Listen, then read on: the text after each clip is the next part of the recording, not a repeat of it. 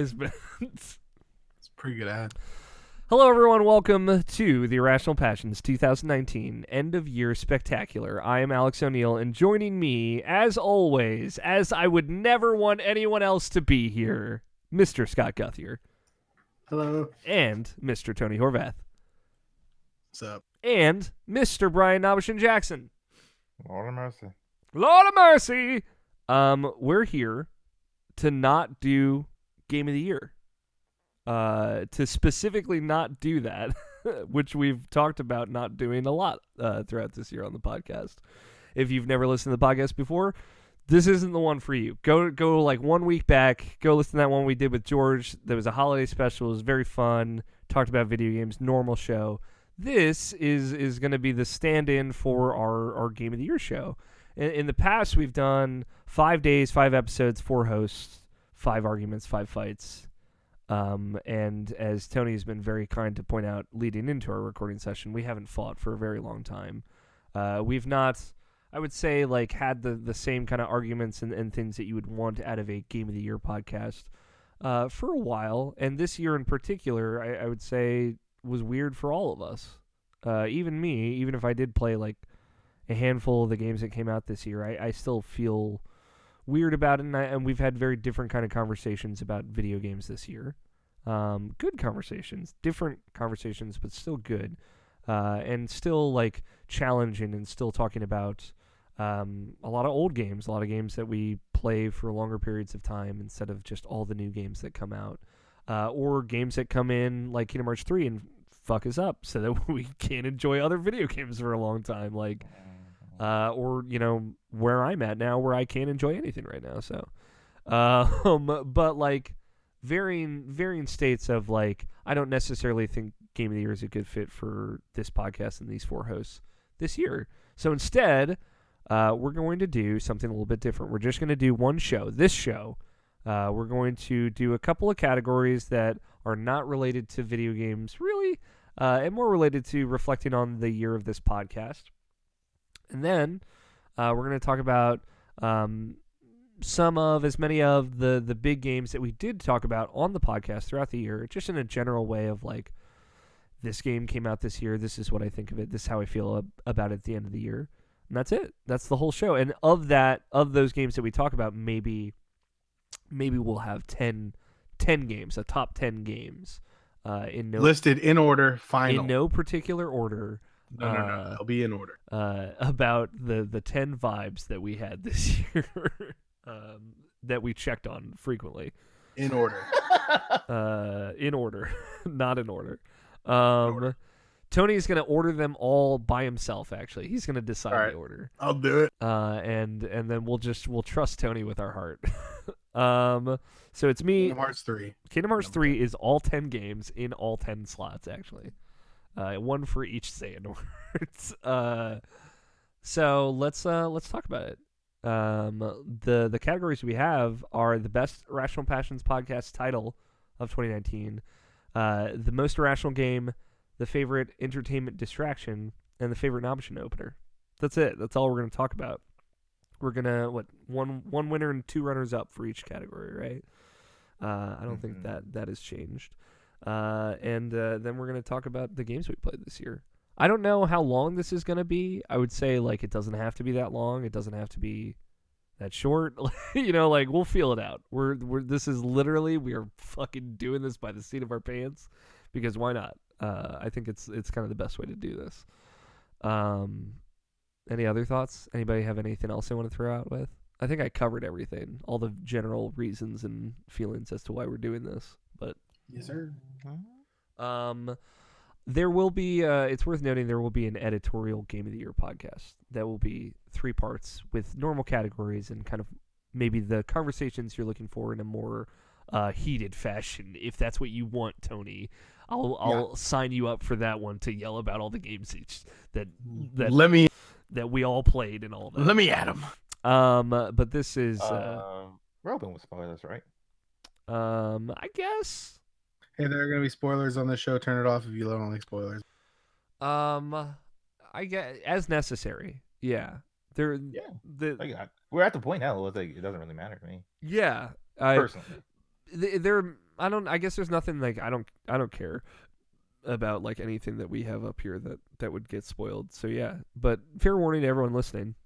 I'll try and like at least say like, hey, spoiler warning before we're about to talk about it. But I don't know if I'm gonna make timestamps for all that shit. We shall see. All right, the best Irrational Passions podcast title of 2019. So I started doing a different like written out titles on the website too for SEO, for that search engine optimization. So these titles these are all for you, the people that listen to the podcast that know. We're starting at episode 409 through episode 450. Because 451 was our holiday special. Did we do a title for that one? 450? 451. 451. Last yeah, week's. we did. I can't remember. Oh, give me 5 seconds. Cool. All right, episode 409, and then I'm not gonna read the episode numbers. Trey Barker, Gotta Love the Glove, Keyblade, Jump Master, a Jump Force podcast, I'm the Whale, at Fake Gamer Baby, Random Peepers Stuff. I don't remember what that joke was. I could be convinced. A future where escalators overtake stairs, Persona 5 Sanguine or Sanguini, depending on where you're from. If it's pasta or not. If it's pasta or not. All I want is your everything. As long as we have edibles, we good. And that was episode 420, just as a general reminder. 421, Nicol Bolas, Fat Cotton, Triple T, Time to Turret section. The point is, you tried, but you didn't with Bayonetta. At the end of the day, we're all cameras. Nintendo Switchblade, some sick jumps, followed by the sick jump debate. We do stupid conversations on this show. Puyo Puyo Tactics. Magnus Carlsen is Seto Kaiba IRL. I'm one of you guys. Slaughterhouse Scott. Show me your stuff. You can fly on this grass. Back to square one. I Wombo, you Wombo. The third Tony. Man of the Man of Medan. Let's just chill out and be legends, bro. A Scott sandwich. All fingers and all pies. Makeadegree.com. Surprise bit. What's with the number 7? Drop the 64 pack. Soap shoes. 15% of jumps are sick. I do have feelings. ASMRT in episode 450. Why so Series X? Working on the 451 title if there is one. Finishing the mama stuff. Oh yeah. We had a running. I don't know if y'all sense that like a subplot to the titling of this year, but I feel like sick jumps played a big part in a lot of the conversations we had. That we had some good titles this year. What do you guys like? What's your favorite title from the year, Tony? My favorite title is a series of titles. Yeah, is it the sick jump one? All 3 sick jumps titles I think are fucking hilarious. They're really funny. We have 3 of them? Yeah. 427, 428, and 447. Wow. 15% of jumps are sick is really funny. That one might be my favorite one. Scott, do you have a favorite title? There's quite a bit. Mm-hmm. Take me through them. I want to know all your feelings. Keyblade. I don't even remember what the joke was there. I think I just said Keyblade in a weird way or something. I think so.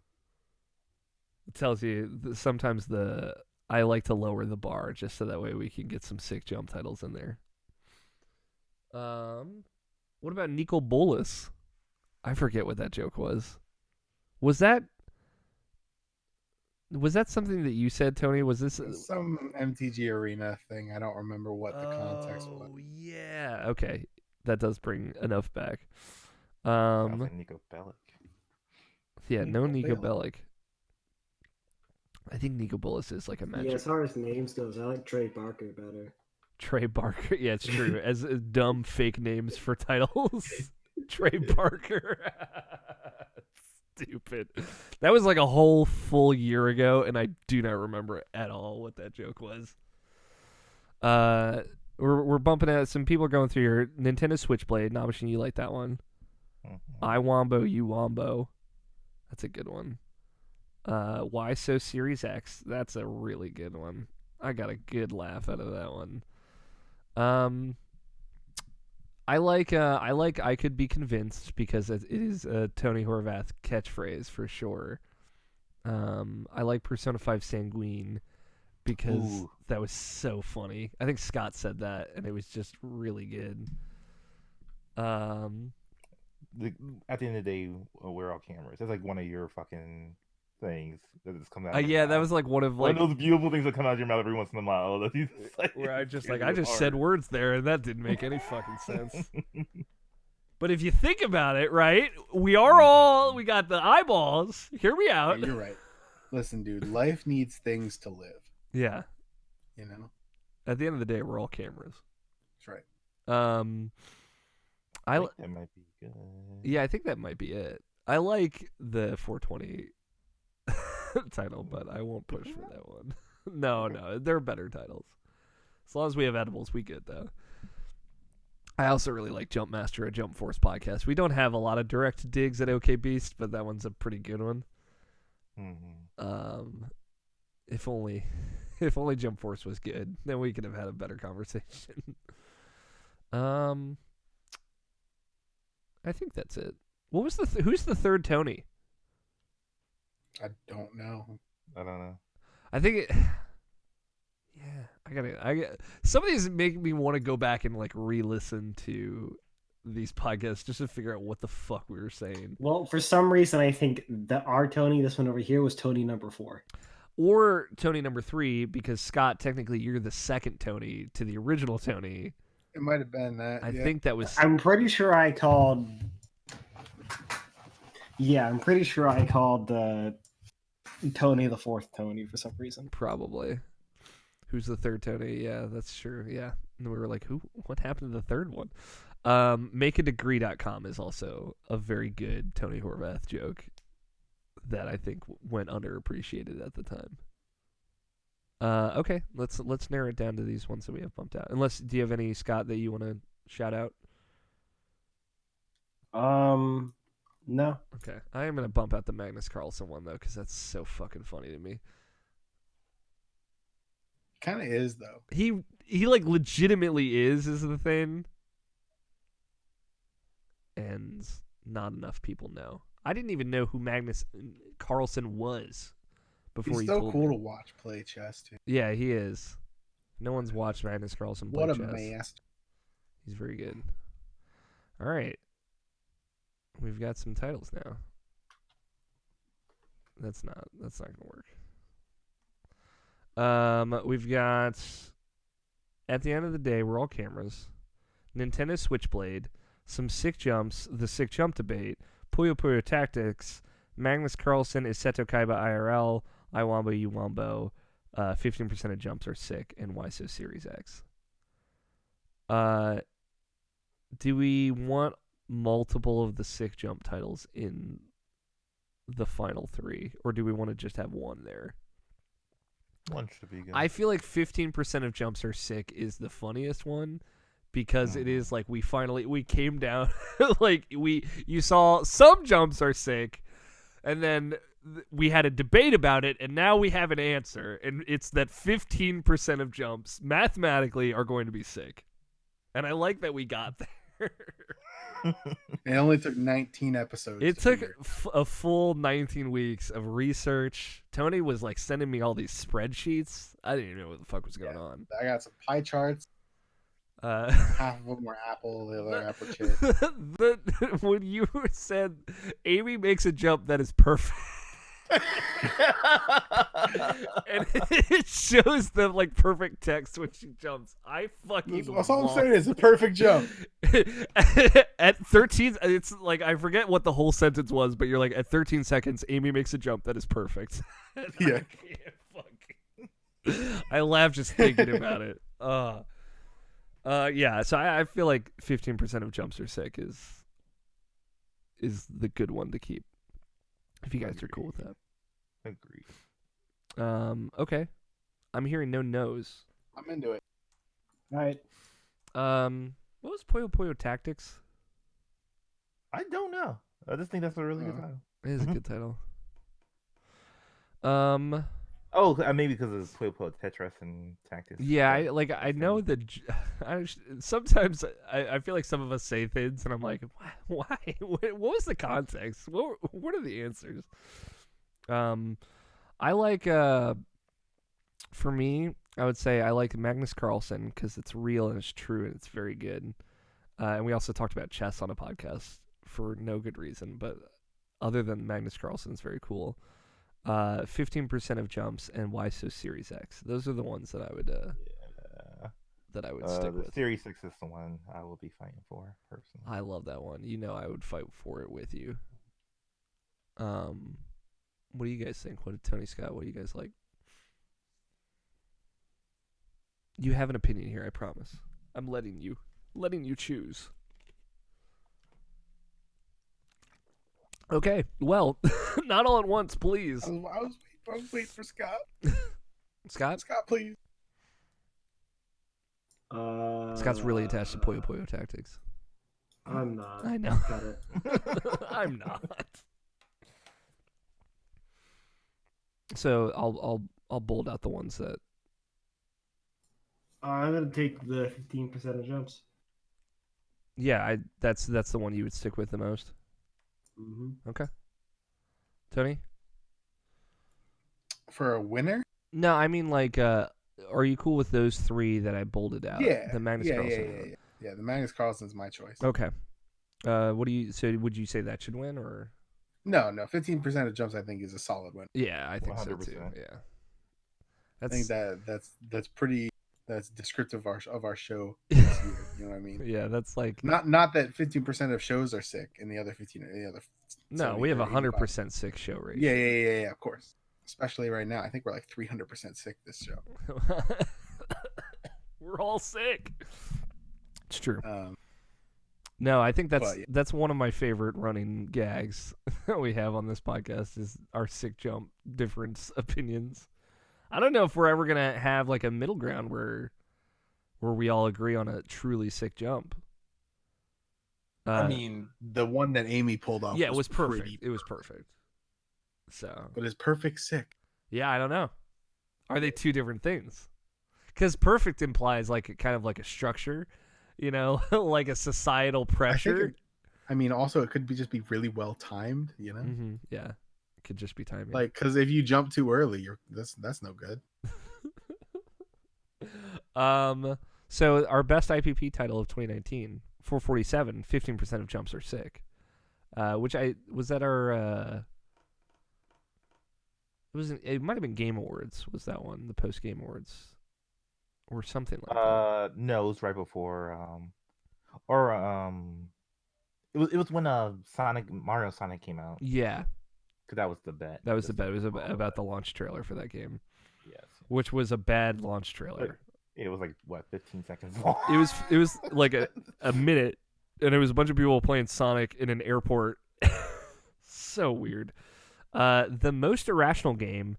Nabeshin, you describe this category as not necessarily defined by usual, but usually refers to our favorite bizarre game. You have Kingdom Hearts 3, Devil May Cry 5, Super Mario Maker 2, Baba Is You, Control, Death Stranding, and Watam. I like that this. I feel like this category has a different meaning each year. I feel you say that every year. I do. I probably do. I'm good with that though. Like I appreciate the fluidity of it. What is an irrational game? Who knows? Irrational Games didn't put out any irrational games this year. I don't even think that studio exists anymore. Actually. No. But what defines an irrational game? Whatever, man. You know, we're irrational passions, and I'm not defining anything over here. So of this list, the only thing that I like for it, really, or like my biggest one for it is Baba Is You, just going off what Scott said about it. and what I know Oh, about that game. that one wins. Just Full stop. because that's like you just define yourself by the things that you put your name next to. Like, Absolutely. super But is that the most irrational game or the most rational game? true. Is it? If you played it, you would not have that question. I have played that game. I How bought much it, you get? this week. God. How weird does it get? I promise it's anything but rational the further you go down. Okay. Sure, like this, like to get certain solutions to do, like you have to be a wall to push yourself into the win spot, whatever the win spot happens to be. Mm-hmm. So all I'm saying is like there's a ration in the insanity. There's a which reason. makes it There are irrational. rules. But that what makes it irrational at the same time too. So I get what Scott is saying. Yeah. I was just kind of just putting stuff out. No, I get it. I like that. What would you say, Nabeshin? I think Tom is a very good law. Yeah, Tom is a good one too. That just came out. I've not touched it at all. I got it. I played like maybe an hour of it. That's a game where you can like just become like a toilet and eat somebody, right? You could be a poo that goes into the toilet so you can get eaten, and you can be about just about everything in that game, which is That's someone's fetish. That is someone's fetish. yeah, that game is like rad. It's one of those feel good games. That's all. Kind of like Mario Demasi. What was the other game that director did? Boy. Yeah, and Katamari. Yeah, I like that one too. I like very weird games. Is there anything like that we don't have here? Like, is there some weird ass game that came out on PC, Scott, Tony, that you guys know about that we just don't? Really weird one. Yeah. Nothing that like really like jumps to the front of my mind now. Cooking Simulator. I don't know. Cooking. I mean, like you know about that one. Yeah. Like yeah, I feel like this year there's been a lot less of those kinds of very weird games. I don't know, the what was the game that you played, Tony? The kind of sim game, Oxygen Not Included, is that it? Mm-hmm. Is that would you say that has like a little bit of wacky weirdness to it? No, I think it's just very well done. Okay. Then yeah, I think those two, Bob Is You, Watam, and honestly, like of the like AAA games here, I would say like Control would be the one. Over Death Stranding? Yeah. 'Cause like I don't know, Control like doesn't answer questions. Death Stranding does. Does that make sense? Like, there's always kind of a reason why you have those options available to you, like whether they're weird or not. And it's like almost over-defined. Yeah, like the answers are stupid. Yeah, and I don't think that makes it irrational. I think Control is like, there is no good reason why we have to do this. We just have to do this, and I think that's like that kind of chaotic energy that I come to it for. You know, like that's the irrational, chaotic energy I like. But I somewhat disagree with that because like all the answers are in the collectibles. It's just a matter of you want to take the time to read them. But like a lot of those collectibles are like, that's not 100% true, because like a lot of that is redacted, and it's like there are certain things like where the biggest questions are where like half of those things are fully redacted, and it's like you're just gonna have to deal with not knowing how this works. Okay. And I like that. Like there's they talk about the Ordinary event, right? Like the thing that happened when Jesse and Dylan were kids, right? The two main characters, and they at one point you find a description of what is happening from Jesse, and it's like she says like the other kids were going through a portal to the Night Mother was like this creature, and they never describe what the Night Mother looks like, but they describe her as the Night Mother, and that the other kids were drinking her milk and it was turning them into other things. And that's all they ever say about it, but you never see what that looks like. And it's like this, I kind of got an answer, right? But it doesn't make me feel like I know anymore, you know what I mean? Sure. So I like, that's like an example that comes to mind of like, oh, this game is just buck wild. like there's just things that you're gonna have to accept are weird and you may never see and you may never understand, but are just the way they are. I like that. I mean, I still kind of push back though, because like like sure, Death Stranding gives you all the answers, but like their answers are like,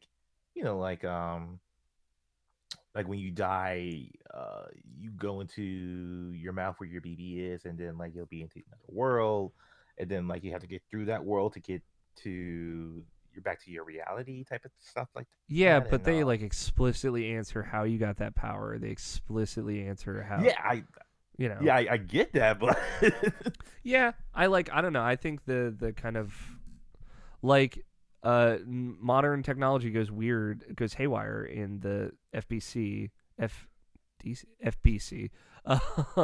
and that's why everything is like vintage 50s tech, right?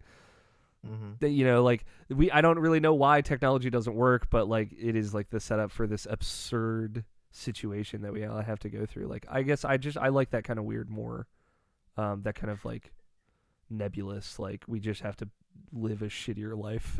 Like things are just going to be this way, versus like you have to do this and this to solve this problem because for this reason.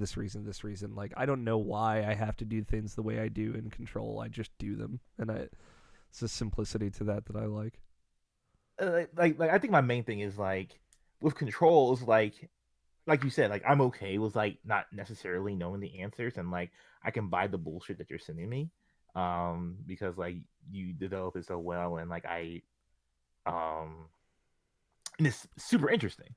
And while with Death Stranding, it's like I understand the bullshit you're sending me, but like at the same time, it's like it doesn't like it makes sense for your world. Like it's still just like it's like a dumb thing.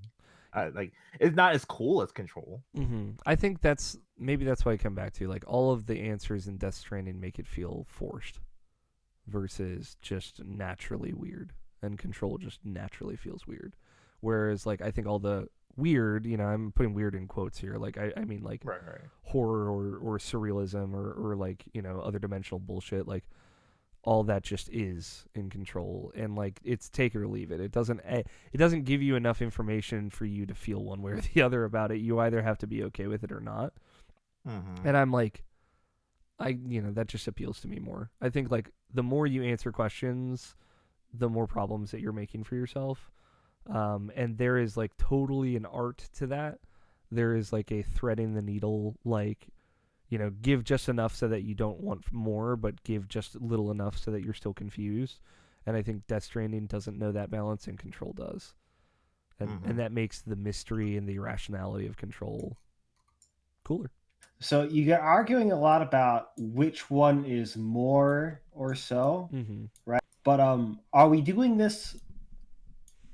I'm pretty sure that we can go ahead and take out Kingdom Hearts 3, Devil May Cry 5, and Super Mario Maker 2 Yes. in this category, Sure. right? Yeah. So with the 4 left standing, there is no way that Baba Is You is not making it in there. So is Controller Death Stranding taking the place of Watam? Is that what this conversation is over? No, I think it's between those two. Personally. I mean, at the same time, too, like you're the Watam guy, so I don't know. Yeah, but I mean, like Watam is like be all honest, I didn't really get through it completely, and like and that game is a fever dream for what it is, but but honestly, like I'm more passionate about like having Death Stranding on here more than I am with Tom. Okay. Honestly, so I definitely want Control on here as well. So okay, I'm good with that. Shout out to Watam though. I like feel good games, weird or not. Well, what wins? Baba Is You? 100%. I'm good with that. I don't know where you're at, Nabeshin. I still think like if you were to take the first level and just read out the combinations that you could make, screwing yourself and the map over, which by the way, you can lose the first level. Oh yeah. Yeah, you can screw yourself over so bad, which all you have to do is walk around the wall to win. You can screw the level up so bad that you lose level 1. The tutorial level. I like it because it's just like it's such a weird, unique puzzle idea that like it sounds like they explore really thoroughly. Like like let's do everything that we can with this idea that is just so unlike anything I've ever heard of. I mean, like it's programming the game just put into like like a cutesy aesthetic, more or less. Yeah, but I that's so cool. Yeah, I'm not this. I'm not this.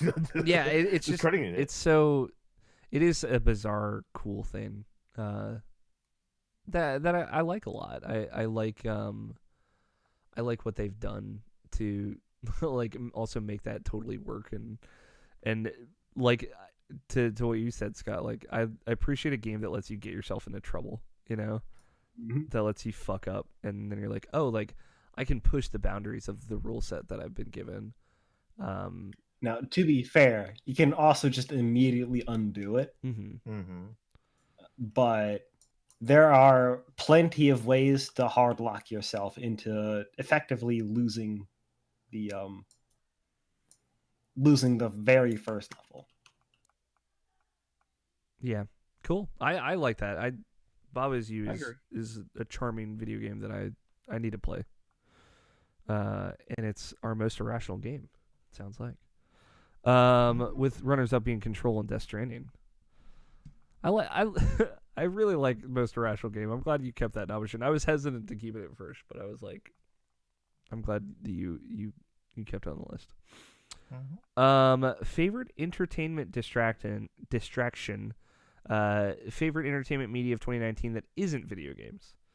Mob Psycho Season 2, Avengers Endgame, Alita Battle Angel, Captain Marvel, GTA RP streams, Critical Role, Spider-Man Far From Home, Rocco's Modern Life Static Cling, Invader Zim Enter the Florpus. I didn't know that was the subtitle. Yes. The Witcher, Frozen 2, Fire Force, Bum 163, John Wick 3, Hobbs and Shaw, and Detective Pikachu. I do want to give a shout out here, or add this to the list as well. KFAF, from our for sure, from our good friends at Kind of Funny, very good show. Anything else? Any other like big like non-video game entertainment stuff that you guys got into? This is most of it, I think. Anybody watch the Steven Universe movie? I didn't. I believe I did. I wouldn't really put it on here. Okay. It'll get cut immediately. Yeah. This is did you watch it? No, I still haven't gotten to Steven Universe. Yeah, no, it's the entire thing went from the first 2 seasons of that show are good.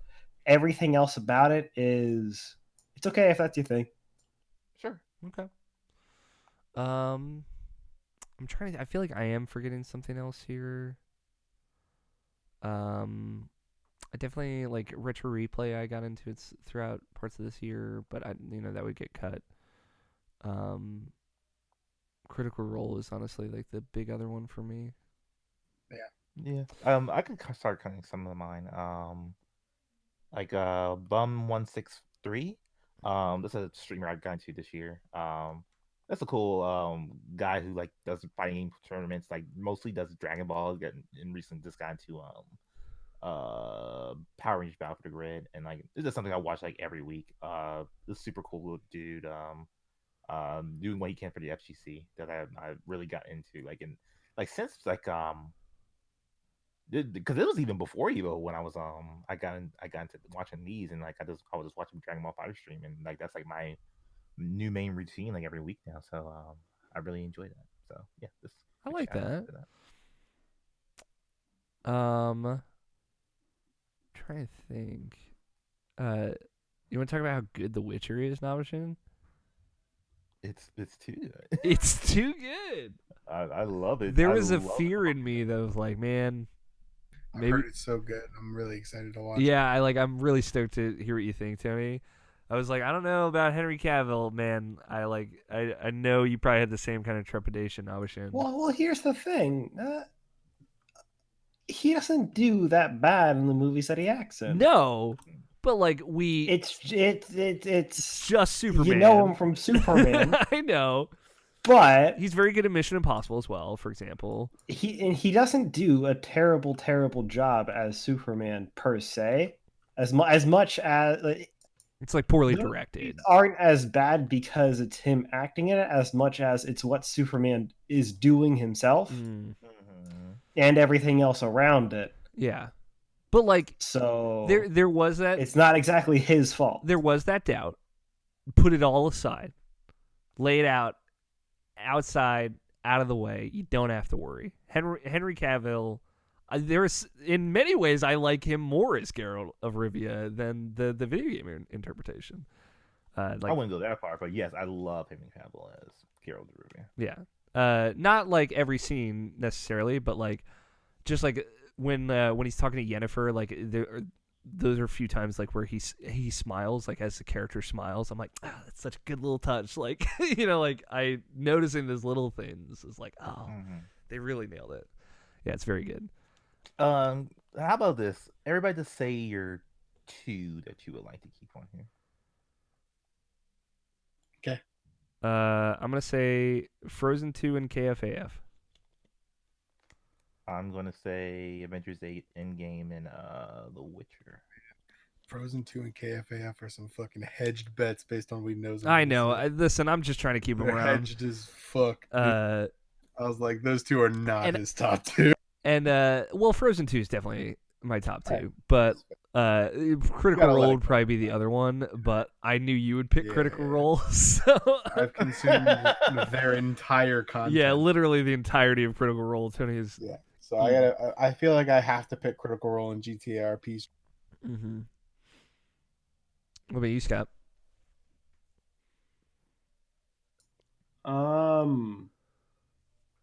Is there stuff I'm gonna have to pick there's only 2 that I've watched here. Is there stuff that you did watch that's not here though, Scott, that you want to bring up? Not that I want to bring up. Okay. This year was not a very good. I watched other things here. Yeah. The only 2 that I watched this year was Mob Psycho and Avengers Endgame. Okay. All right. Then those 2. Shout out to Alita Battle Angel. Yes, the biggest shout out to that movie. The biggest shout out. Super fun ride. Great action movie. I want there to be more of that. There probably won't be. No. but IMAX experience, very good. It's a very good one of those. All right. If I'm like the only person on the Frozen Till Heel, I'm willing to let it go. I get it. I have plenty of other outlets for that. The love that I feel for that elsewhere. So I'm like, I mean, I'm with you, man, but like I have other things I'm playing for. Yeah, I get it. I know I'm fighting that battle completely alone. Cut it right now. It's gone. It's gone. And I don't want to sit here and have it get ragged on, honestly. So let's just move on. Hey, listen, dude. To be fair, nobody else has taken the time to watch it. It's true. Well, Nabeshin did, but yeah, I understand your love for other things.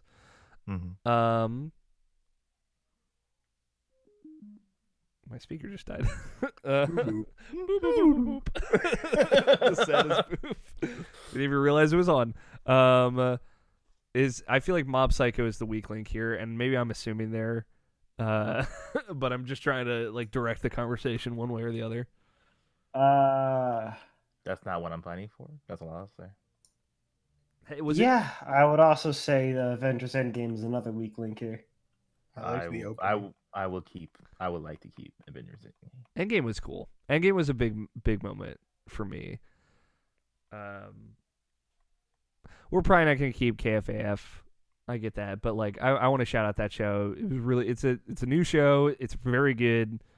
I'm super happy. And if I can make this quick, thinking The Witcher goes. Damn. I'll be okay with that. Yeah, if it's KFAF, Mob Psycho, and Endgame go Witcher gone. or Witcher now go. You got yeah. your 3. Are we really keeping GTA on here? Like, listen, I had a bit of fun with GTA. Okay, I'm just asking. That's the big one Tony's going for. Just saying. No, the big one he's going for is Critical Role. Yeah, for sure. That's why I'm like hesitant. I don't know, man. We'll keep in mind Tony and Scott would easily cut Endgame before GTRP, which makes sense. So it, keep in mind I saw Endgame all the way through. Hell yeah, that was a movie Scott stayed through. Unlike Joker, where he was like, "I want to leave in the middle of this." No, I saw that one all the way through too. I know. I'm proud of you. I like Joker better than Endgame. I'll tell you that much. Damn. I didn't think Endgame was terrible. Okay. They're pretty close, but at the end of the day, it was okay. Okay. It was essentially the way I would like to put it in very short terms. It was too much of a retread of Infinity War. Okay. They didn't do much new with it. They just wrapped it up. I feel very differently, but don't watch Rise of Skywalker. Yeah, don't watch that new Star Wars movie, dude. I already wasn't about to watch that new Star Wars movie. I got bad news. Yeah, I mean, I like The Witcher. The Witcher really good. I haven't seen it yet, but I think I'm going to like. Yeah, I think you would like it, Tenny. I just don't have Netflix right now, so. No, I got you. So can we have Critical Role, The Witcher, and Avengers Endgame? Yeah, can we let go of GTA RP streams?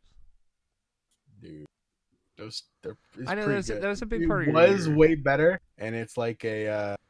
I go back and watch the old shit. Mm-hmm. Yeah. Back when it was really good. Yeah, I mean, I told you about it, 2 weeks ago or whatever. That like edited down version of the best character that was ever on the server. I've been watching.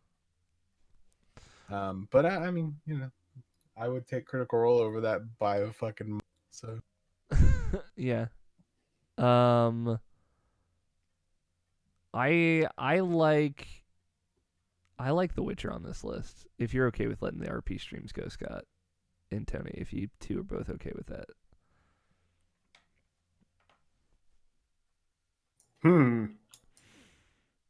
Or we could really compromise and take Endgame off the list, but I would be bummed out about that. I wouldn't want that. I wouldn't want to see that happen. Well, it's either The Witcher or GTA streams, so whoever folds first, I'll wait. Leans back in the chair. Yeah, like I said, I'm cool with The Witcher being on here because I'm pretty sure I'm gonna fucking dig it when I watch it. Yeah. That's up to you then, Scott. If you say no, I'll cut The Witcher. I'll fucking cut it off. Let's see. Yeah, go for it. Right. I don't care that much. All right. I bet Critical Role is gonna win this. Yeah. Totally. You guys who haven't started, it's really fucking good. It's so fucking good. Listen, it's really good. If you're looking for that kind of thing, it's maybe the best out there. Yeah, especially you, Nabeshin, if like you ever, you want to listen to shit while you're working. That's a big thing for me. I don't know if it is for you, but it's been my fucking savior all year. Yeah, it's also like I get it. Like I get like when I'm in like a super bad place, like podcasts are always my go-to, and Critical Role has been that for me in parts of this year, especially over the summer. So yeah, where you at now? Finished campaign 1 yet? No, I'm stagnating a little bit because of like other game of the year things. Yeah, makes sense. But I'm 47 of campaign 1. So okay, nice. So I'm like a third of the way through. Early ChromaCon. Yeah, early Dragons when that shit happened. They're still trying to figure out what to do in the city. So hell yeah, it's really good. I lost a little momentum. I gotta get it back, but I will. I'm hoping to. Over my little vacation next week, I'm gonna listen to a whole lot. You just need a good shopping episode to drag you back in. Yes, Gilmore, give me your glorious goods. Fuck yeah, dude. Show me your glorious goods. That single long one you got. Yeah. Gilmore is glorious good. Simultaneously the most sexual and the best character. That's what I'm saying, dude. He's so fucking good. He's so good. All right. So fucking bronzed and handsome. Yeah. I have such an image in my head of Gilmore, and it looks a lot like Matt Mercer, to be honest. Hell yeah. Favorite Nabeshin opener? Did you say the winners? What's up? Oh, yeah. The winner is Critical Role of favorite entertainment distraction, with runner-ups being Endgame and The Witcher. Don't forget to toss a coin to your Witcher. Just by the way, I'm going to just start texting you that every day, Nabeshin. I'm here for it. I know, it's so good. Oh, Valley of Plenty. I can't, now it's stuck in my head forever. Okay. Favorite Nabeshin opener. So I'm going to read the episode number here, and then Nabeshin is going to reenact the opener. Some of these are pretty long. Anybody listening at home, you better put on your seatbelt, as we're about to get into it. Are you ready, Nabeshin? Do you need water? Yeah. Do you need to take a sip or anything? I'm good. All right. Episode 409. This isn't a battle. It's the motherfucking war. Episode 410. Did I do that? 411.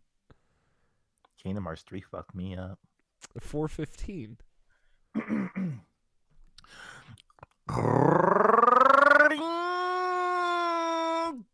Ouch! Ouch! Ache. The note here is the beaver gargle of ache, and I don't know what that is. Episode 416. Jackpot. 417. Shazam. 418. Anthem. Anthem. Anthem. 419. Light the fuse. And episode 420. Green bud, weed, dope, pot, green, sticky, icky, green space kryptonite, reefer, Mary Jane, kind, stank, skunk, sense, grass, bud, ganya, bonglore, doobie, gank, dank, reaper, jolly green banana, Viet Cong, warlock, redheaded stepchild, riddler, jungle fungus, Vancouver salad, Topanga brain gank, short-term what?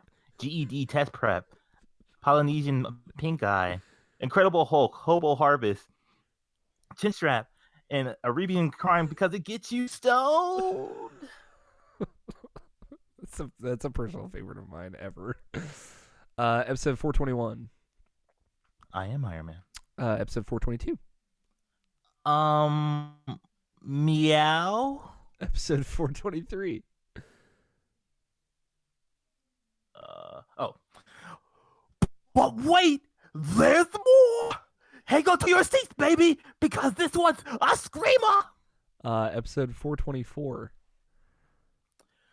When Helen died, I lost everything until that dog arrived on my doorstep. A final gift from my wife. In that moment, I relieved some semblance of hope, an opportunity to grieve on alone. And your son took that from me, stole that from me, killed that from me. People keep asking me if I'm back, and I really haven't given an answer. But yeah, I'm thinking I'm back. So you either hand over your son, or you'll die screaming alongside him.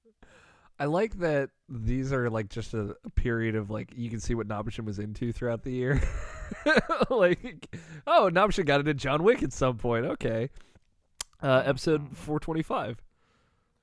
I demand more toys. 426. Your soul is mine. 427. GG boys. 429. 436. What? 437. Chicken arise. Arise, chicken. Arise. 441. He was a boy, she was a girl. Can't I make it any more obvious? He was a punk, she did ballet. What more can I say? He wanted her, she'd never tell. Secretly, she wanted him as well. But all of her friends stuck up their nose. They had a problem with his baggy clothes. We're going down, down in an earlier round. And sugar, we're going down. Swing, swing, swing from the tangles of my heart is crushed by a former love in this club. Infinite content. We're infinitely content. Because we lost it all. Nothing lasts forever. I'm sorry I can't be perfect. Infinite content. We're infinitely content. Now it's just too late. We can't go back. I'm sorry. I can't be perfect. 5 years from now, she sits at home, feeding the baby. She's all alone. She turns on TV. Guess who she see? Skater Boy rocking up MTV. She called all her friends. They already know. They got tickets to go see his show. She texts along, stands in the crowd, look up at the man that she turned down in an earlier round. And sugar, we're going down, swing, swing, swing from the tangles up. My heart is crushed by a former love in this club. I want everyone to know at home that the note that Nabeshin left for himself to reenact this is just infinite content with asterisks next to it. Do you have that written down somewhere else, or is that just off the dome? I written it down at first, but I just remembered it. I left the song alone. It's insane. You know that's insane, right? Hello, my name is Brian Jackson. I know. I love you. That's the point. Episode 442. Episode 444. What's going on? Episode 445. You a troll? 447. Oh, 446. I'm sorry, I skipped one. Very good. Look at us. Hey, Look at us. look at us. Who thought we'd be here? Not me. Not me.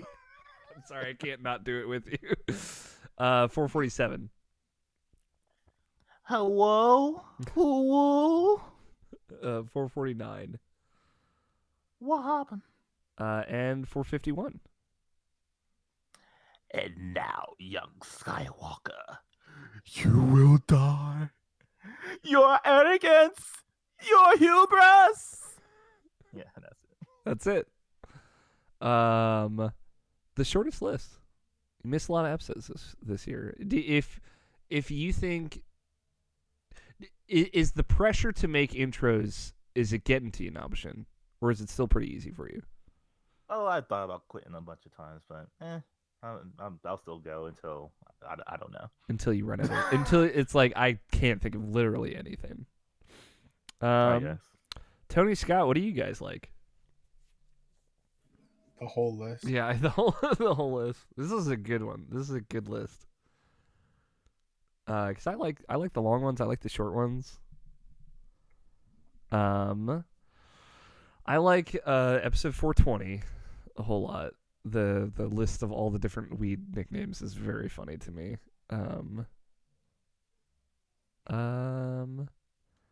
Kingdom Hearts 3 fucked me up is retrospectively very good because it turned out to be so true. I can't play video games or enjoy anything anymore. It's like, okay, I get it. I like Shazam. Because I think that's funny anytime. And I like the infinite content one. Tony, which ones do you like? I like Blessings Hello. It's pretty good. It's very good. It's very good.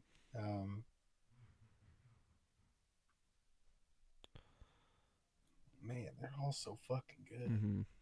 The Anthem alarm is also really funny. I forget what the joke was there.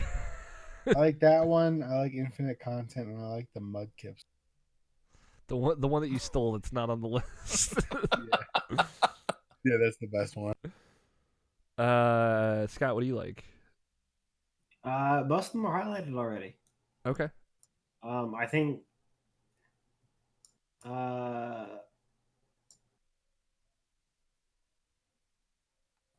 didn't. yeah, they're all highlighted. The only one I didn't pop out from the ones we talked about was the Shazam one, just because I don't think it'll probably hang, but it's very good. Any Nabeshin that you think we're not appreciating enough? My John Wick one, 242. Yeah, the John Wick one is good. No, 244. It's good, but I never watched it. Yeah, I've never seen John Wick. That's the So I honestly mistook it for a something else. what's it called? Joker. No, I missed it for oh man, I can't remember the movie now. I'm just gonna leave it at that. from a movie, from some film. Cool. Then we've got the episode 411, Kingdom Hearts 3 fucked me up. The Anthem alarm. And Light the Fuse, I think, was actually just an accident one. That was nice. The 420 all the names of the marijuana, of cannabis. My good friend Miss Cannabis, and the infinite content one, and the Hello one.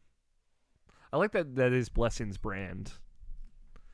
He is, every time I get into a chat with him, like, I will say hello to him now.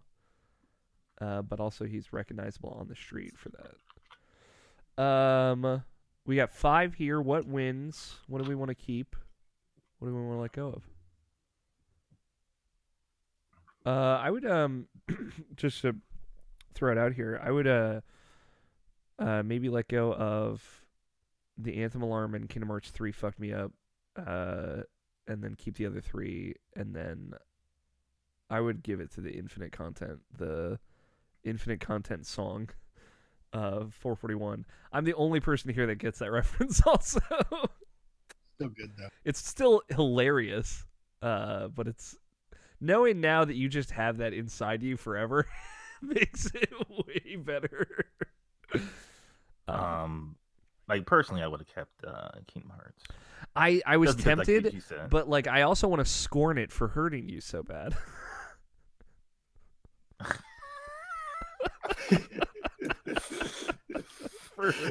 for hurting my boy. But we could let go of hello and keep Kingdom Hearts 3 fuck me up if you like. I'm good with that now. Personally, I would like that. Yeah. Hey man, I'm here for that.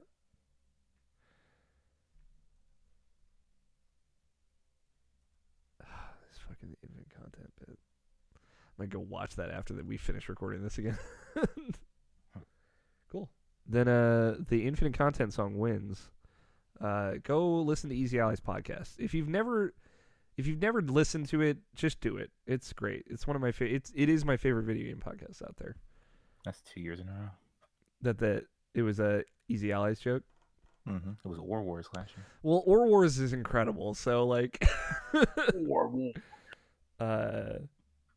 that's I'm good with that. Kyle Bossman just knows his way to your heart, dude. He weasels his way in. All right, we've reached the kind of end of the traditional categories. So winner is infinite content. Runners up being the Green Bud 420 rant and Kingdom Hearts 3 fuck me up from episode 411. Infinite content being from episode 441. So that's the end of our categories. Now we can just talk about some video games.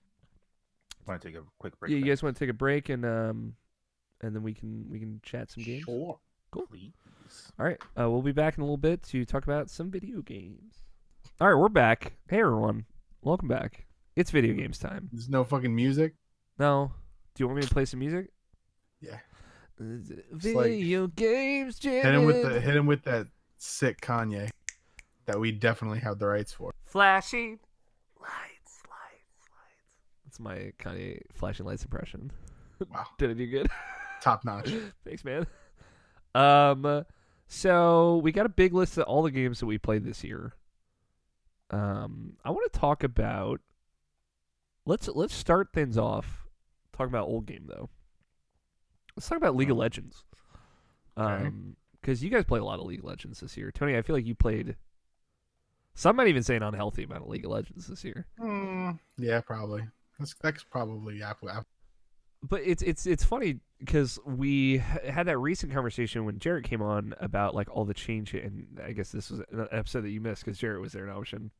But like all the changes that League of Legends went through recently, and now it's like, you know, you guys are talking about it's 25-minute runtime for games or whatnot. How do you guys feel about League of Legends now at the end of the year versus at the start of it? Do you feel better or worse? At the start of this year, Tony, you were playing Aurelion Sol. Yeah, I was. It's a big old space boy. It's a different time. Yeah, it's like a relic of a different era. Mm-hmm. Champion is like fucking lame.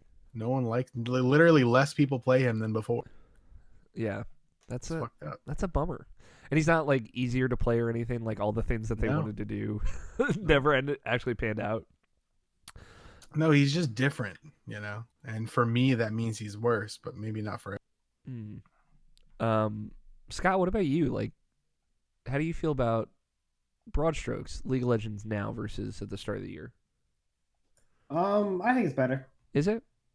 Yeah, and I'm gonna straight up cut to the point where they switched over from the new season to this one, from old season to now new season. Yeah, it is.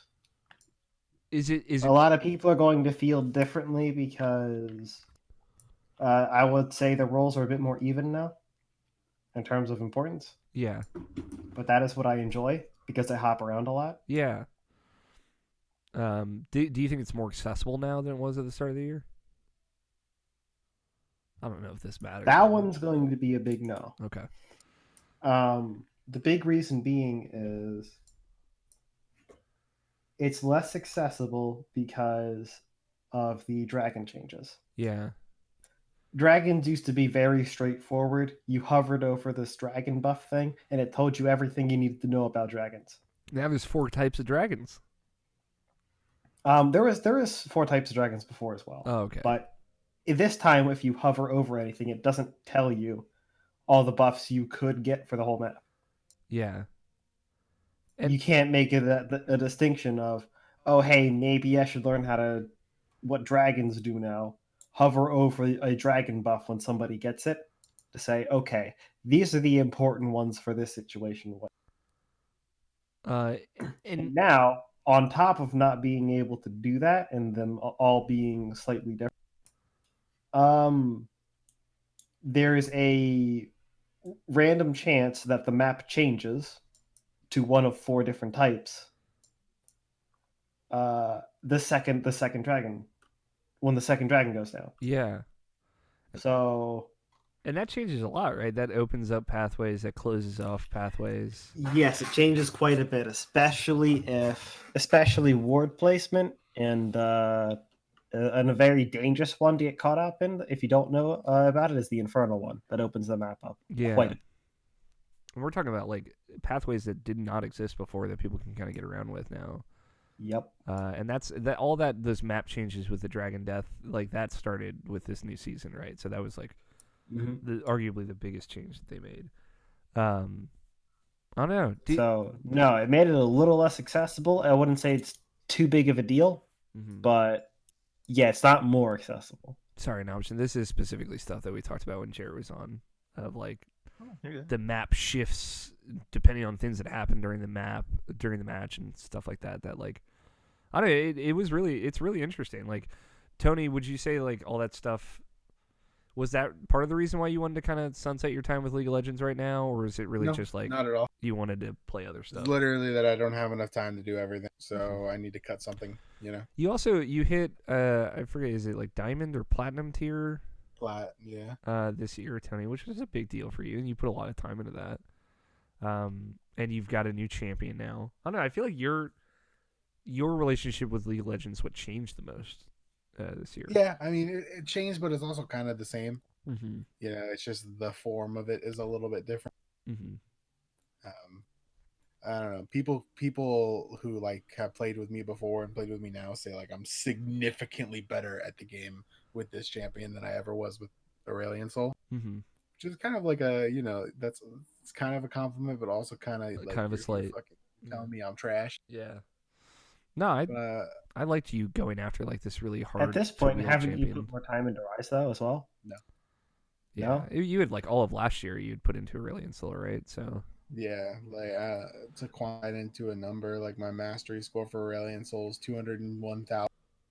Rise is 146,000. Jeez. So literally about 3/4 of the time. Yeah, that's a lot. But you like your character now, so. Yeah. I mean, I like Aurelion Sol. I just liked him when he was him, before they took. Yeah, I liked him when he was an actual champion and not some stupid cookie. Some cookie cutter. No, I like League of Legends is a weird one because like, I don't know. I feel like League has changed a lot this year. Obviously, with all the Riot announcements that they had at the end of the year, and like League of Legends now finally coming to mobile and console. Different version, obviously, of that game, but I think it's only going to get bigger. Weirdly enough, so it's only going to go up from here. Player base is only going to get bigger, guys. Yep. Don't worry about it. A game that came out at the beginning of this year. that had a high, I would say, a high expectation that delivered for most people was Resident Evil 2. Nabeshin, you're the only person here that played the original Resident Evil 2. I did not play the original. You didn't? I thought you did. No. Nope, original Resident Evil. It's the only one that played of Resident Evil games. Okay. How did And like it was like it's just Resident Evil 1 and the remake of that and 5 are the only ones I really played. You've never Like, played 4? No. Oh, wow.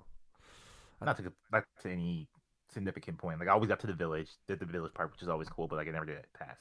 Yeah, the village part is kind of the coolest part, though. Yeah, I being a big fan of Resident Evil 7, and like coming into this one, and I'm like a late to the party Resident Evil fan, and doing Raccoon City Radio with Andrew Taylor, RE2. Like I feel like I had a lot of expectations around it, and I feel weirdly enough that like I'm not as high on RE2 as everyone else is, you know. And I don't know where you're at with it, Nabeshin. I love the game. I like it's completely nostalgic from for what I played with my brother back in the day because like, we both went through Resident Evil 1 together when that initially came out.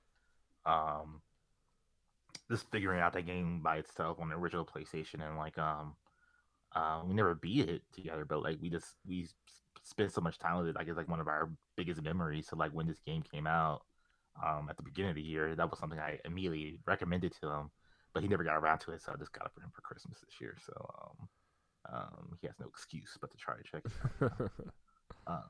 But yeah, I thought they knocked it out of the fucking park. Like with just about every aspect about it.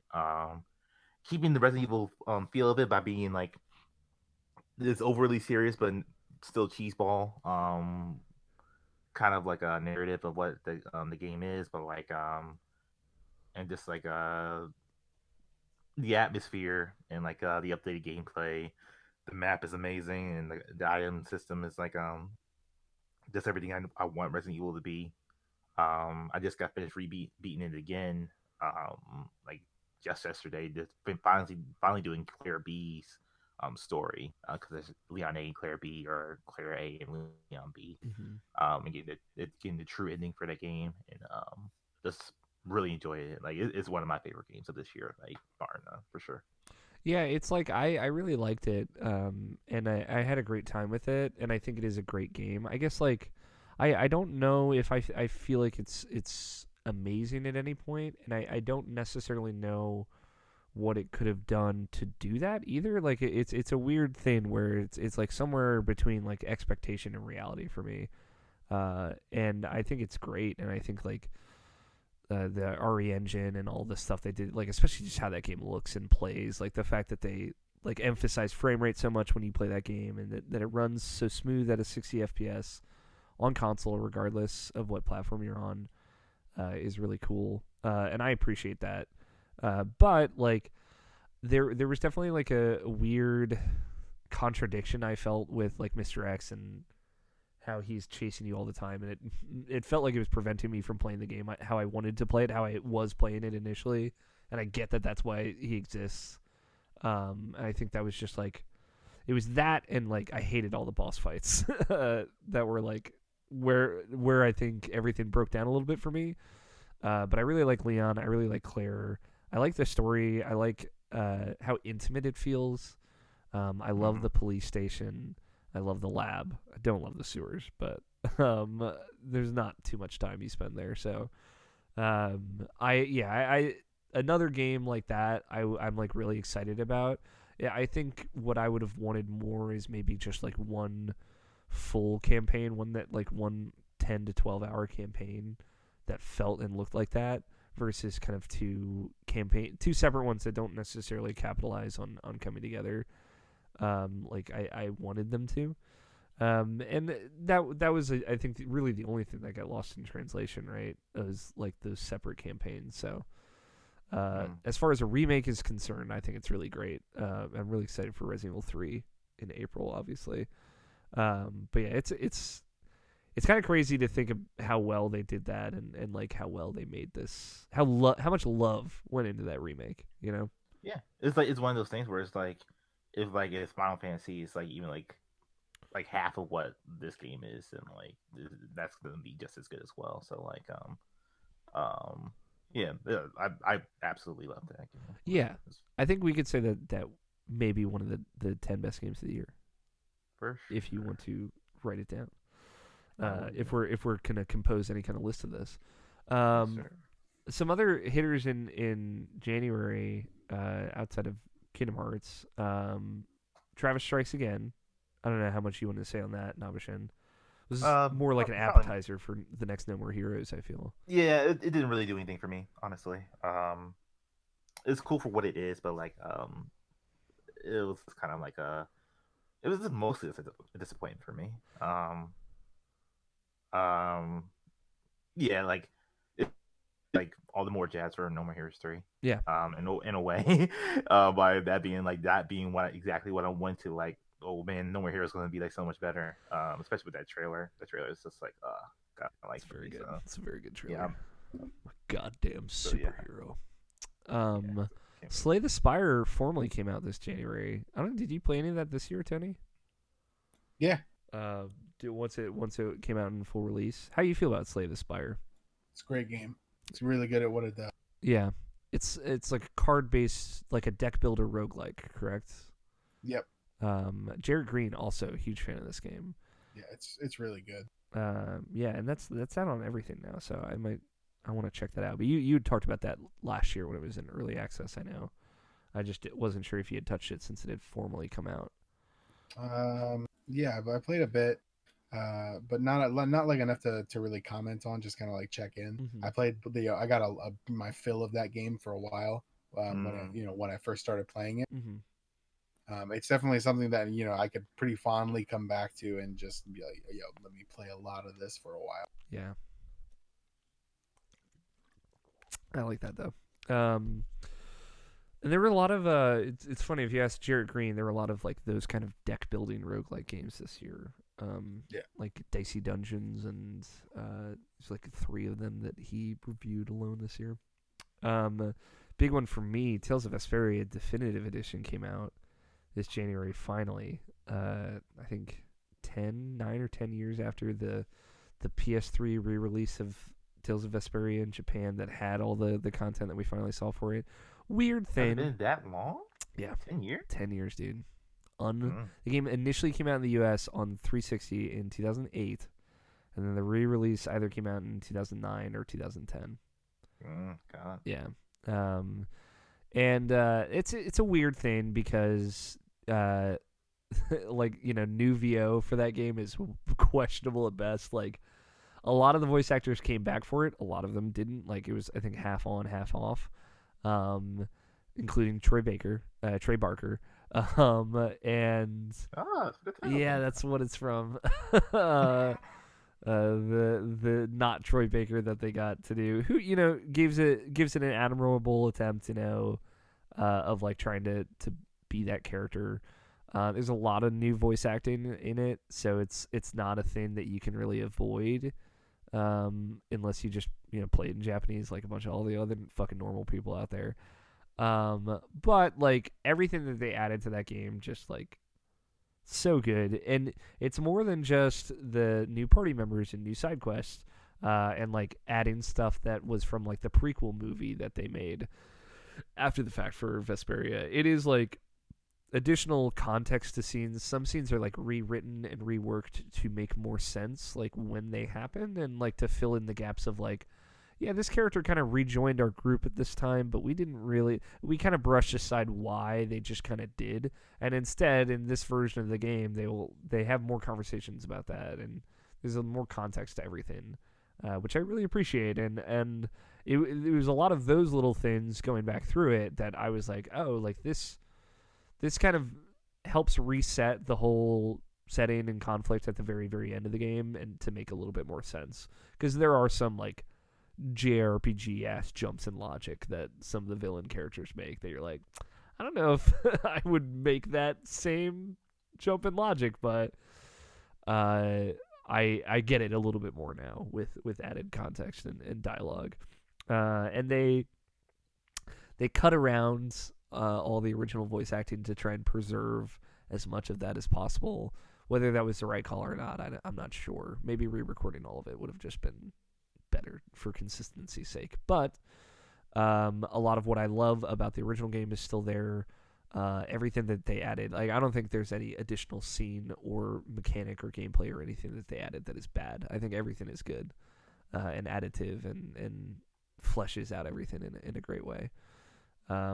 It's great. It's one of the best JRPGs ever made. I think it's the best Tales game by a mile. And I think everybody, if you like those kinds of games, if you like the series, if you like any of this, then you should play it. And it's on everything, which is great. I'm just really happy that it finally happened. Obviously, I've talked about it on this podcast for a long time, and there's a very small group of people that were like dying to have this version of this game released. So the fact that, it did, and it got the kind of love that I think it deserved, and a lot of people tried it this year where they had never played it before, made me very happy. So just a little reminder, Tales of Vesperia Definitive Edition, worth your time. And then Kingdom Hearts 3 came out. Which I don't like, we don't necessarily have to dwell on for Tony's sake and for the fact that we've had many, many, many conversations about Kingdom Hearts 3. But I think it's... Oh, no. Go ahead. I think it's worth asking, like... Enjoy your Kingdom Hearts, man. How... my good Kingdom Hearts milk. Nabeshin, how do you feel about Kingdom Hearts 3 now? Almost 12 months later. Still just like extremely high on that game. Still just like I still think of elements of the game. Like I haven't touched it since I've beaten it, honestly. And I'm kind of like at the point now where I'm do like a replay of the series again. I don't have the time for it because like there's too much stuff going on right now. But like it's something I would like to do. Obviously, just because like before the DLC comes out and stuff like that, I just kind of just wanted to do that.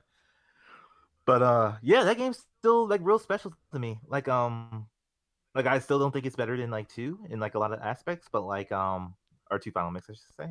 But like it still does a lot. It still like does all the things for me that I wanted. And like yeah, just like all the aspects of it, with the music, with the gameplay, those not as good as 2, but like I still really enjoyed. So as far as like you can pretty much like say like the story was like as far as like how like the story flow was like the top half was just like mostly just Disney stuff, and then the bottom half was just like all the Kingdom Hearts bullshit. And that's the bullshit that I love. That's the stuff I wanted to get to. So like that was the thing I was waiting for. Like I was almost at that point with the games where I was like I enjoy this Disney stuff. I love this Disney stuff, but like I do want to get to my bullshit and just enjoy and relish in that. And they just like threw it all in my face. Yeah, everywhere. Like, it was everywhere. I couldn't breathe. They just rubbed it in my face. You were suffocating under 100 pillows of Kingdom Hearts bullshit by the end of it. Yeah. And yeah, I loved it for that. Like the end, it still sticks with me. Like everything about that game is just like I still think of and like just relish in, and I just love it so much. I love it so goddamn much. And like, I'm not saying that this game is perfect or anything like that, or like I don't even think it's the best game of this year.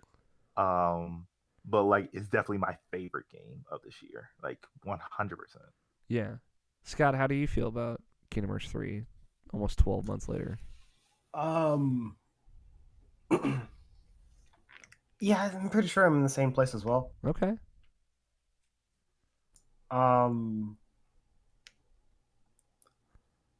Yeah, I'm still a bit disappointed about the things I was disappointed by, namely the difficulty. I fully understand why it is the way that it is. But no. I thought they could do something a bit about that. I get it. And for your reference, there was no skill reset this time around. There is no Sora being rusty after being asleep for 2 years. Isn't there? There is no bullshit card system because the rules changed because you're in a castle of some sort. You are Sora as the strongest he's ever been. Of course, a couple of Heartless and a couple of random Disney worlds aren't gonna phase him. Yeah. So there is a narrative context, I think, for him powering through. Right, and like that's been its excuse, but at the same time, at that narrative context, it all comes to a head at the end where the difficulty is just right. And it's like they could have spread that out. Yeah. I think it definitely seems like the Remind DLC is trying to add some of that spread out difficulty and challenge to it. I will say the critical. I mean, at this point, what they need to do is they need to scrap that DLC's release, right? Burn to the and make ground. a new DLC. Yeah. That might be like $40. That's called Kingdom Hearts 3 Final Mix. That is basically what this is. So, it is just the Final Mix version of that game, and it's $30. So I've got great news for you, Scott. But I will say the critical mode that they patched in the game halfway through the year, like revisiting that recently, it is good. It is like, because I think I was there with you to some extent. Like I like don't necessarily need Kingdom Hearts to be too hard, but like that critical mode is like scratching that itch of like what I wanted, which is weird because like critical mode always seemed like the very hard, like the kind of extreme, and I liked how they balanced Proud in the past, but. It's cool. I'm glad they added it. But I'm glad to hear you're still like in a positive place with it. I'm like similar boat. Like my problems that I have with that game are still my problems. But like, what's weird for me because I went back and I started just playing it again recently. Like started a new playthrough on critical mode to see what that's like. It's weird when I was first there, I was like so. It was so all consuming. You know, like it was all I could think about, and it was all I wanted to do was play that game. And I'm just like in a difficult spot just personally right now, and I think like a little bit of that bleeds into that game. And it's like when I played it, like when you're doing the tutorial shit, I was like legitimately like I can't fucking believe I'm actually playing Kingdom Hearts 3. And now like it is worn off that this game happened. I just think it's like a really fun time. You know, like it is weird. It's a weird video game. And it is weird that all that bullshit that you want to see is really backloaded, you know. It's like, but there is a lot of it. Like you're going to get like 7 full straight hours of it. So like if you're worried, you're going to get plenty. And it's weird that games keep doing that. Like Kingdom Hearts isn't the only game this year that has done that. Like Death Stranding is another example of that. But also like other video games recently have done similar stuff to that. And it's weird that is like these longer franchises are kind of like coming back to that pacing idea. And I hope we get away from that in general. But being able to like walk around Disney worlds has never been better realized than in Kingdom Hearts 3. And so like it feels like a trip to Disney World every time you play that game in a way that the other games just haven't. And it's just so much fun. Yeah, like that thinking about that game still makes me smile. Thinking about how, you know, everything that they got wrong and everything that they got right with that story makes me smile. Like it makes me really happy that we kind of got this endless budget, balls to the wall, like here, throw all this money at this video game, like Kingdom Hearts extravaganza, and I wouldn't have had it any other way. I'm really excited for the DLC. I'm really excited to maybe have like every answer that is left lingering answered, or every question left lingering answered, or at least most of them. You know, we'll see. But yeah, I'm in a really positive place about that game still. And it was such an event that like it's always gonna have a special place in my heart. I also like don't know if I would say it's the best game that came out this year. I mean it's not. But no, objectively not. No. But like thinking about it a lot, like it's maybe the most important game that came out for me this year. And it's maybe my favorite. Like I don't know. I've gone back and forth between that and Sekiro a lot, but I really like Kingdom Hearts 3, and I'm just like, I was so worried that by the time we got it, I wouldn't be happy with what we got, but like they didn't do that, and I'm really thankful for that. So, February had a lot of, ups and downs. Let's say I'm looking at like Crackdown and Anthem right next to each other, and I'm like, all right. But also it had Apex Legends, which a lot of people really like. I'm curious, Scott and Tony, where you guys are at with Apex Legends, if you've touched it all since it really came out. No. Is there any interest to go back to it? I mean, that's normally the case with the Battle Royale games. We play them for a while, then whatever. Mm-hmm. And it's the same for me, right? Like, I played it for a little while, and I'm like good now. Yeah. Man, they did really good shit with, in-game comms without actual comms. Yeah, the ping system is like stellar. Like, honestly, I would say that for that almost alone, I would say that this could be a contender for one of the best games of this year. But yeah, I'm totally with you. Like, what a fun battle royale that you could play with strangers and like still be very efficient in. Yeah. I'm really glad that somebody made a game like that. And also, like, I'm just happy that Respawn had a really successful game. They had 2 of them this year, and Apex totally deserves it. But it is one of those sins where, like, I didn't really stick with it either. I was just curious if you guys had picked it up at all since. Nope. Tony, how do you feel about Anthem now? I mean, it was cool to fly around for a little bit, I guess. Yeah. You put a lot of time in that game. Did I? You put like over 50 hours at least, which I know is not a lot of time for you necessarily, but I can't remember. I know. A lot. I don't remember a lot about that game, but I do remember flying around was pretty fucking lit. Yeah. Flying around was pretty lit. Do you think I beat the game like twice, I think. Yeah.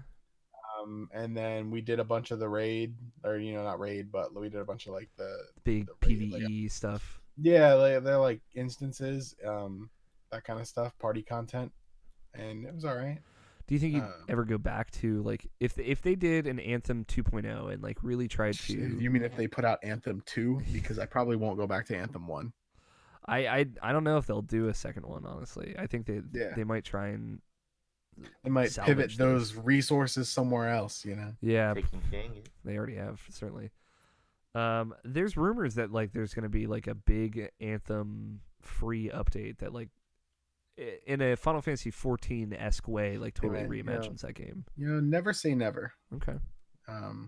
Perhaps, but it's very, very off my radar right now. Yeah, me too. It's one of those things like I don't know what Anthem would have to do to get back on those people's radars, Yeah. It's tough. It's an upward battle. What a weird... I cannot believe everything that happened with Anthem this year. It's so weird. It has the fastest price drop I've ever seen of a game. Yeah. It's because they put it out and we're like, oh.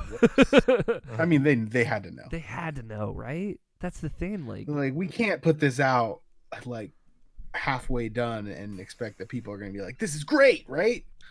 Fuck. Yeah. I think... I should clarify. I didn't mean fastest price drop. I mean like the most severe price drop. Yeah. I mean like what Black Friday was like maybe $5. Yeah, less, like $3.99, honestly. Something like that. Like I was like, that's insane to me. Yeah. And I know EA games go cheap, like super cheap on the fast, but like it at least lasts like a year or something like that before it becomes that price. And it's like, man. No, they knew it was broken, so they cut their losses. Yeah. And like, yeah, the whole story that came out around that game and just like the shift, the immediate shift, right, from like it's pulling everyone off that game and like, all right, you're just going to go to the other BioWares and like we're going to fire half the people that worked on this and like this is like a skeleton crew keeping this game running. It's just, yeah, it's telling of like, it weirdly like metaphorical of the problem with big budget video games right now, like all in one video game, like of like the last 5 years. and also just like EA as a whole and BioWare as a whole. Yeah, I don't know. I'm with you, Tony. I would take a lot for me to to be like, all right, but like if they showed me something cool, I would at least be open to it. I forgot you got that game. I paid I just remembered I paid it. $60 United States for Anthem. Oof, I didn't. Yeah, hell no. No one knows that better than I do, y'all. Don't worry. Yeah, that's like me in the initial release of No Man's Sky. Yeah. Everybody gets one. I hard paid $60 for that, Yep. and you know. Yeah, no, I feel Hey, you. at the very least, you have something half decent to go back to now. Now, yeah, maybe in 4 years. You can't say that about Anthem. Anthem yet. might be cool, but not today. Crackdown 3 also came out in February. I don't know if you want to talk about it, Nabeshin, but No, like it's like it was one of those things where like not to like made me like think Game Pass was like nothing special or anything like that, but it was like something like as far as like from the Xbox division, because like obviously they changed course for that, so like I have no fear about that now. But it was something like it made me think about like, oh, like because it's on Game Pass, you're kind of like you're flawless, like you're touchless. Like sure you can judge it, but it's like oh, at the end of the day, it's free, so who cares type of thing. So it was like, it just made me like wary about like games being on Game Pass now and like what the expectation for something like one of the bigger games. And like sure Gears 3 didn't really speak to me this year, but like people love that game for the people who actually are really invested in the series. So like and there are people who like Crackdown 3, like they just think it's a dumb fun game. I just wanted more out of it. And like, you know, I talked to Alex Van Aken about it, and like you know, it's just like, you know, when you're like a fan of a series and like this is what you get out of it, is like it's like almost inexcusable, it feels like. yeah. But It's like, you know, how try, could you do this to me like this? This How could you do this to me like this? it's like it's very clear that they should have canceled that game, and I just that's such a bummer, you know. That for years they scrambled to make Crackdown 3, and they even when they finished it, they couldn't figure out how to make it. That's weird. right? But you know, it's not a fucking waste of time. Devil May Cry 5, which also came out this year. Yeah. This is the only game I think between Kingdom Hearts 3 and now, or in like the recent weeks, that you were like, no, I'll make time for this.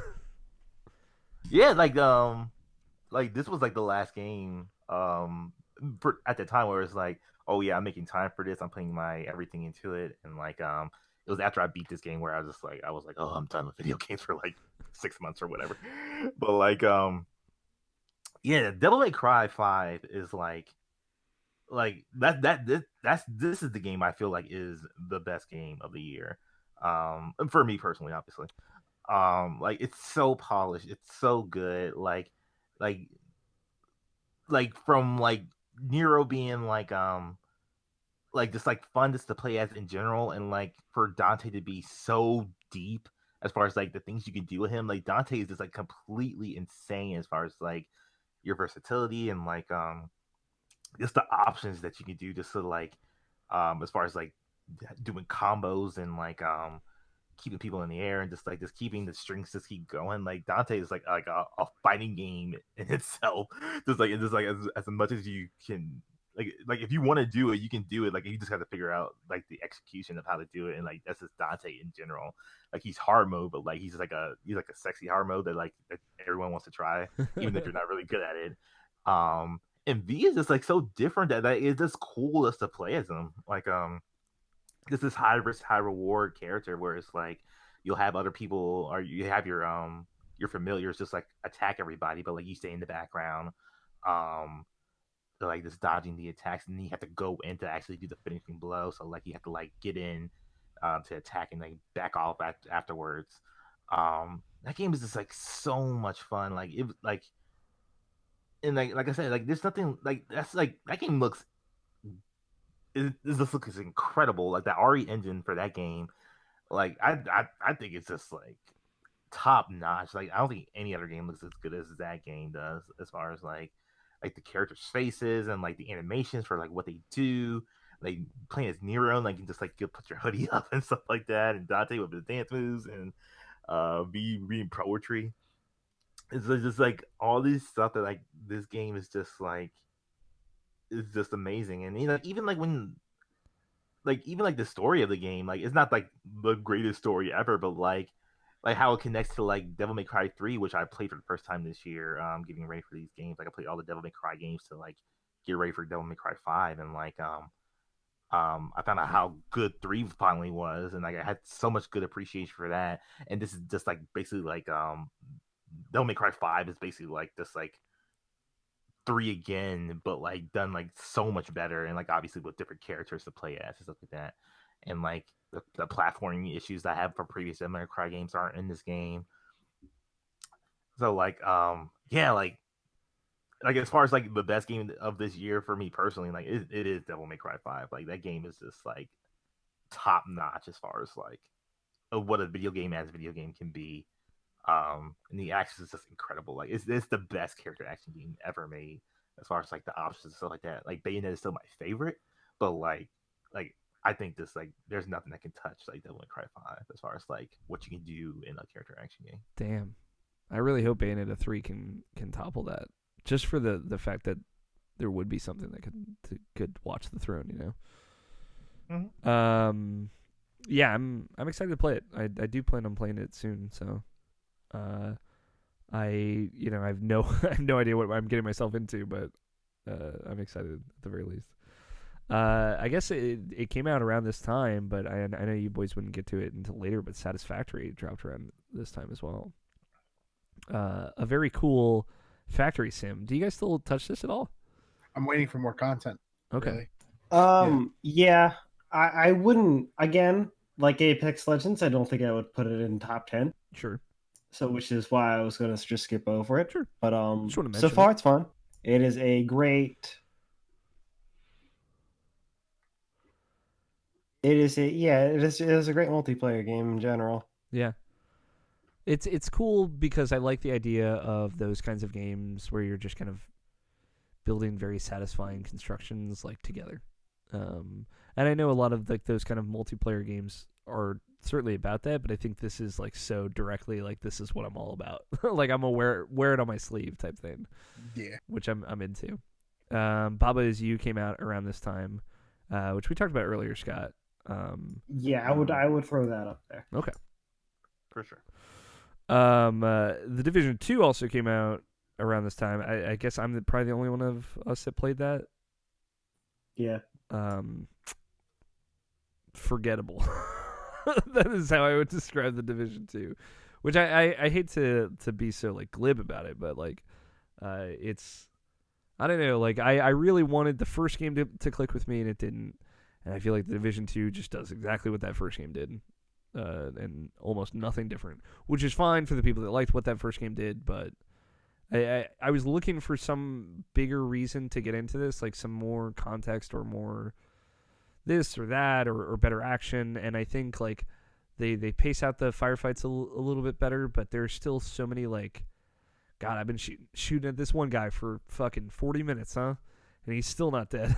And he's got like another wave of cronies that is coming in through that I gotta shoot each of them for like 2 minutes before they go down. It's just a whole lot of that, and while it's fun together, like it's just exhausting to play almost, like in a way that like the competition to it, like Destiny or whatever, is more easy to play for me, and it didn't overtake that. It didn't click with me. What did click with me was Sekiro Shadows Die Twice, though, which you played as well, Scott. Yeah, that one was real good. Real good. This, for my OK Beast top 10 that I wrote, this was my game of the year for that one. And I'm back and forth between this and Kingdom Hearts, right? Like, I think to a lot of what you were saying, Nabeshin, of like, man, this is just like the best made game, I feel, versus like maybe my favorite or one that resonated with me a lot. Like, I had such a trip with Sekiro, like Tony and Scott came over and I just made them play it. I was like, I'm just play it. I like put the controller in their hand, like, fuck, play it. Like my friend Chris came over like the day after you guys, and I did the same thing to him. I was just like in a mood where I'm like, no, fucking, I'm just gonna watch you play this now. And that Doing this right now. yeah, it was just like that's how I felt of like I love this so much. I just want to see you guys play it. I want to see how you guys play. I want to see how other people play this game. And there is really like a lot of like how much do you know, and you can tell how much somebody knows by watching them play, and how much they've experienced. My big thing, like, you know, the action is great in Sekiro, and I think the action is great in all From Software games to some extent, and I particularly jived with the parry system that they put in this game. But like for me, the thing I loved maybe the most was just like being able to explore a From Software built environment as a ninja, right? Like as a more vertical, like I could climb up walls and I could climb up buildings, you know. You can double jump at some point. I think so. You can't ever double jump. I don't know why I thought that. It's strange. Like all that's like I didn't play a lot of Sekiro, and all that stuff are like turn on. Really? I like their games because they're not vertical. Because they're grounded. Yeah. I like, and I get that. I think like what really clicked with me was like I love finding like little secrets in like a Dark Souls. Like I broke this wall and I found like this whole little area behind here, or this whole extra area, and like you can get to those types of optional side areas by like climbing up a little thing, or like grappling hook your way to like an obscure point off in the distance. And I liked just like exploring, right? I appreciated the freedom to kind of approach things from different angles, to stealth my way around encounters, to kind of feel like I had really mastered the environment. And like when you get the ability to dive underwater, like it opens up this kind of like underground section of the game that I didn't even expect to open at any point. And you find more secrets down there, and different kinds of enemies that you'll have to find different ways to deal with because they're underwater. You've never had to deal with that before. So all that, like all this, the new that they experimented with in this game really clicked with me. And it's just, you know, it's a cool samurai game. Like it really is like a very cool, you know, Sengoku period Japanese story that I thought was really, really rad. And there's like demon swords, you know, it has a little bit of that Inuyasha stuff, like demon blades and blades of blood and stuff like that I was like way into. And it walked the line a little bit better than like a Neo did for me.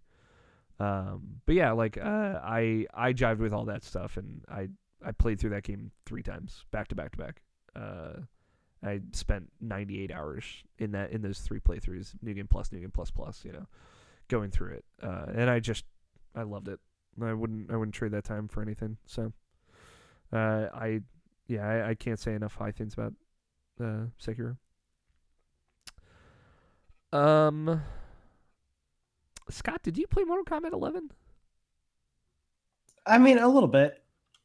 Did you play it enough to talk about it? Did any of us? Did Nabeshin? I did. Yeah, I did. Okay. But I don't know. I thought it was Mortal Kombat 10 again. That was the nice and short of it. Yeah. Is that accurate? No, because a lot of people's complaints was how characters changed.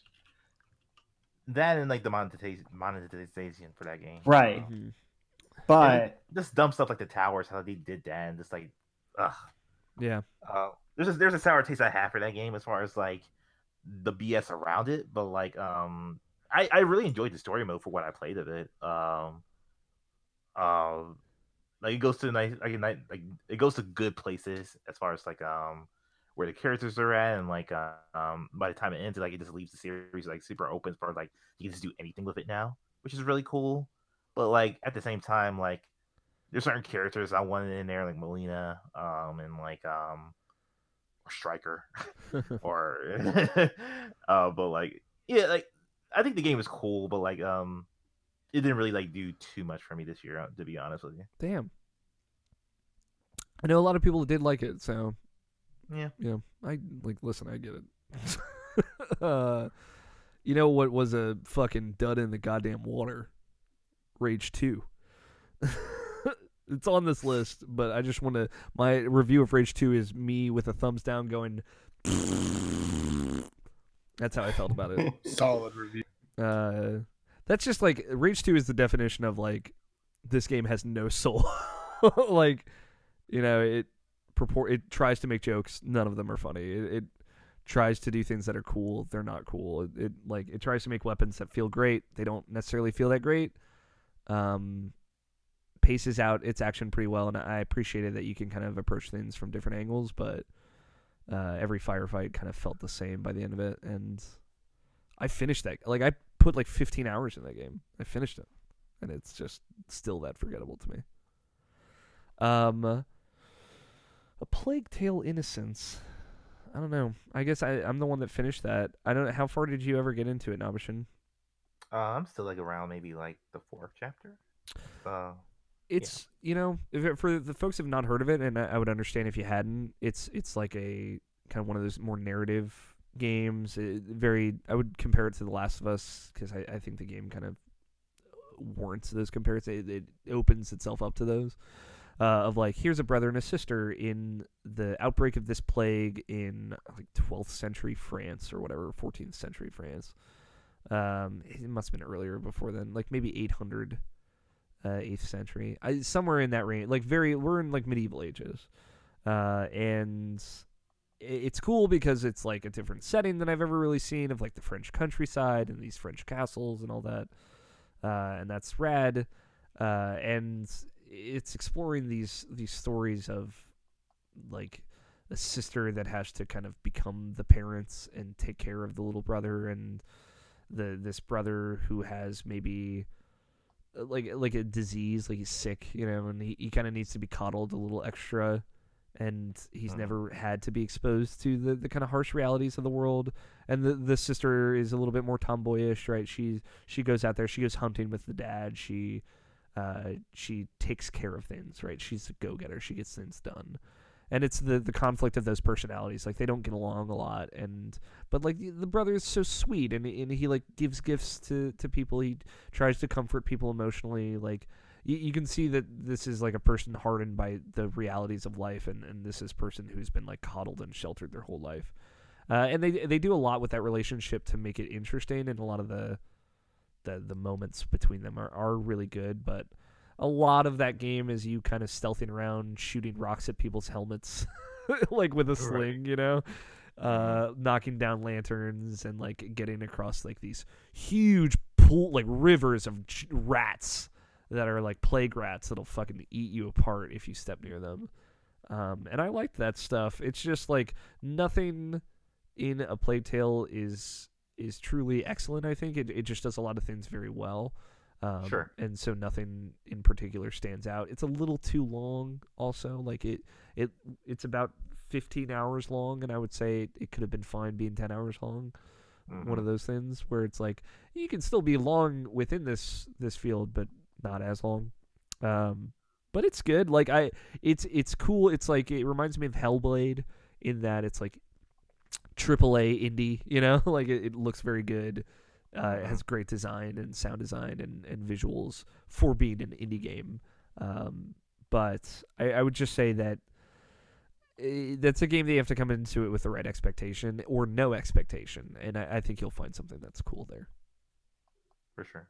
Is it like something that like a sequel was going to be like something that will knock it out of the park? I don't really know. The end of that game is real weird. And I don't want to say it's bad. It could very well be bad. It might be bad, but it's weird. Like since I guess we're in spoiler comfort zone, and I don't know if you care, Nabeshin.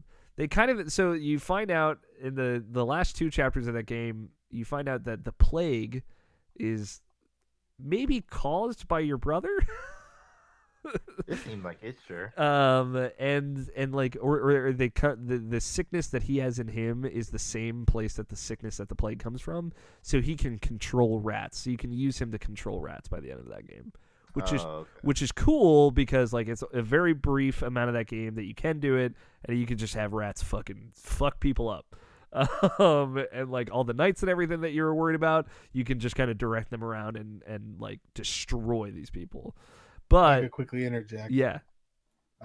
my recording had to stop. Yeah. And I need to restart. It's all fine. Everything is fine. We need to restart the recording. Okay. Are you ready?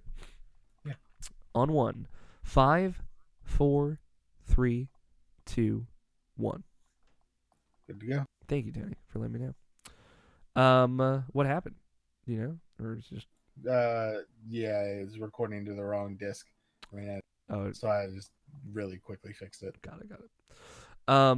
The last the Pope character that you're kind of like in conflict with throughout the whole game, injects himself with the plague as well, and he gets a bunch of these white rats, white plague rats, and then you're using the black plague rats, and it's like a Super Saiyan battle by the end of it. I'm not even kidding. This is real. So like you're in this church, like sending these waves of rats at this dude with his waves of white rats, and it's black rats versus white rats. Very weird, just in general.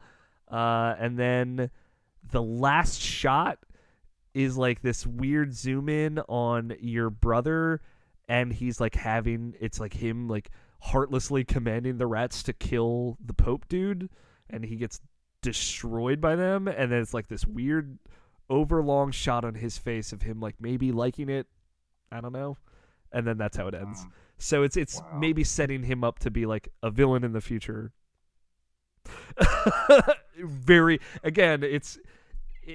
Contextually it didn't feel horrible. Now I'm repeating it. Boy, it doesn't sound good.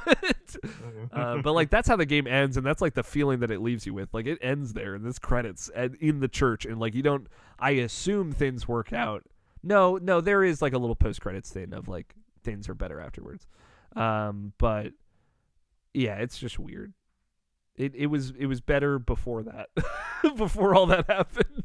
Right. So yeah, I've been holding back not saying that this whole time, so now you know where I'm at with that Nabeshin. Yeah, I got you. Did anyone else play Cadence of Hyrule? Yeah, I did. Tony. Did you actually play it though? Yeah, What'd you think of it? pretty fucking good. It's fucking good, right? It's fucking lit. The music in Cadence of Hyrule is fucking stellar. Yeah, it's the reason to play that shit. Mm-hmm. Yeah, it's fun. It's Also that it's fucking fun. yeah. But It's I like how they did like the dungeons with the Crypt of the Necrodancer mechanics and all that. It's I'm really happy it exists. Would you say it's one of the best games of the year? say it's definitely up there. Yeah, I would say so too. I would say we can write that game down. That's definitely a standout. Mm-hmm. Music alone, the art style is so good too. It's really funny. The shopkeeper is great, as you know. Well, I mean, come on, shopkeepers in those games. So good. But like the way they added him to like the Zelda songs and stuff like that, was really sure. cool, and yeah, they did such a good job with that.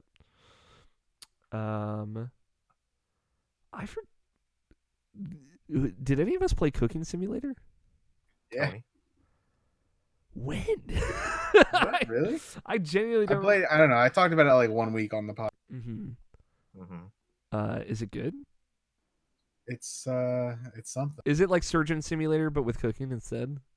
It's less overtly ridiculous. Okay. But okay. The thing is, like, it would have been a very great cooking simulator game, and it is, it's pretty. But they added they added physics to it. The physics aren't very, and that's kind of like become their shtick. Is like, they'll say in interviews and all that, and like, we're a cool cooking game that has great and it definitely adds to the chaos factor of the game. Yeah. But I don't know if that's necessarily a good thing. I got really frustrated with it because I was just trying to be a rad chef, and it had different plans for me. Yeah. But I mean, hey, it was fun while I was playing it. It's more fun to watch someone play it. Sure. Yeah, I feel like all the simulator games kind of fit into that to some extent. That's fair. I totally forgot about this game. Man, like that. Maybe I should check it out. I like cooking. Yeah.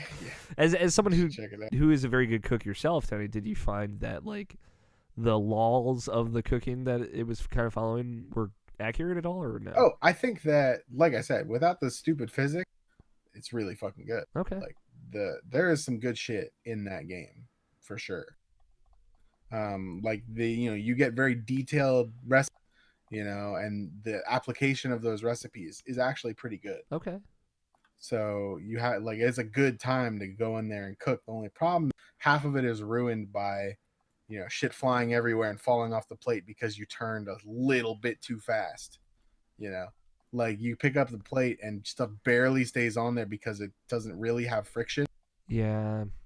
And then you turn a centimeter and everything goes flying off the plate, and you're like, so that you get some moments like that, but then there are also wide swaths of it that are just fucking good. Just a good time. Yeah. Yeah. Cool. So yeah, it's a cool game. It's a neat little indie. Katana Zero, another neat little indie.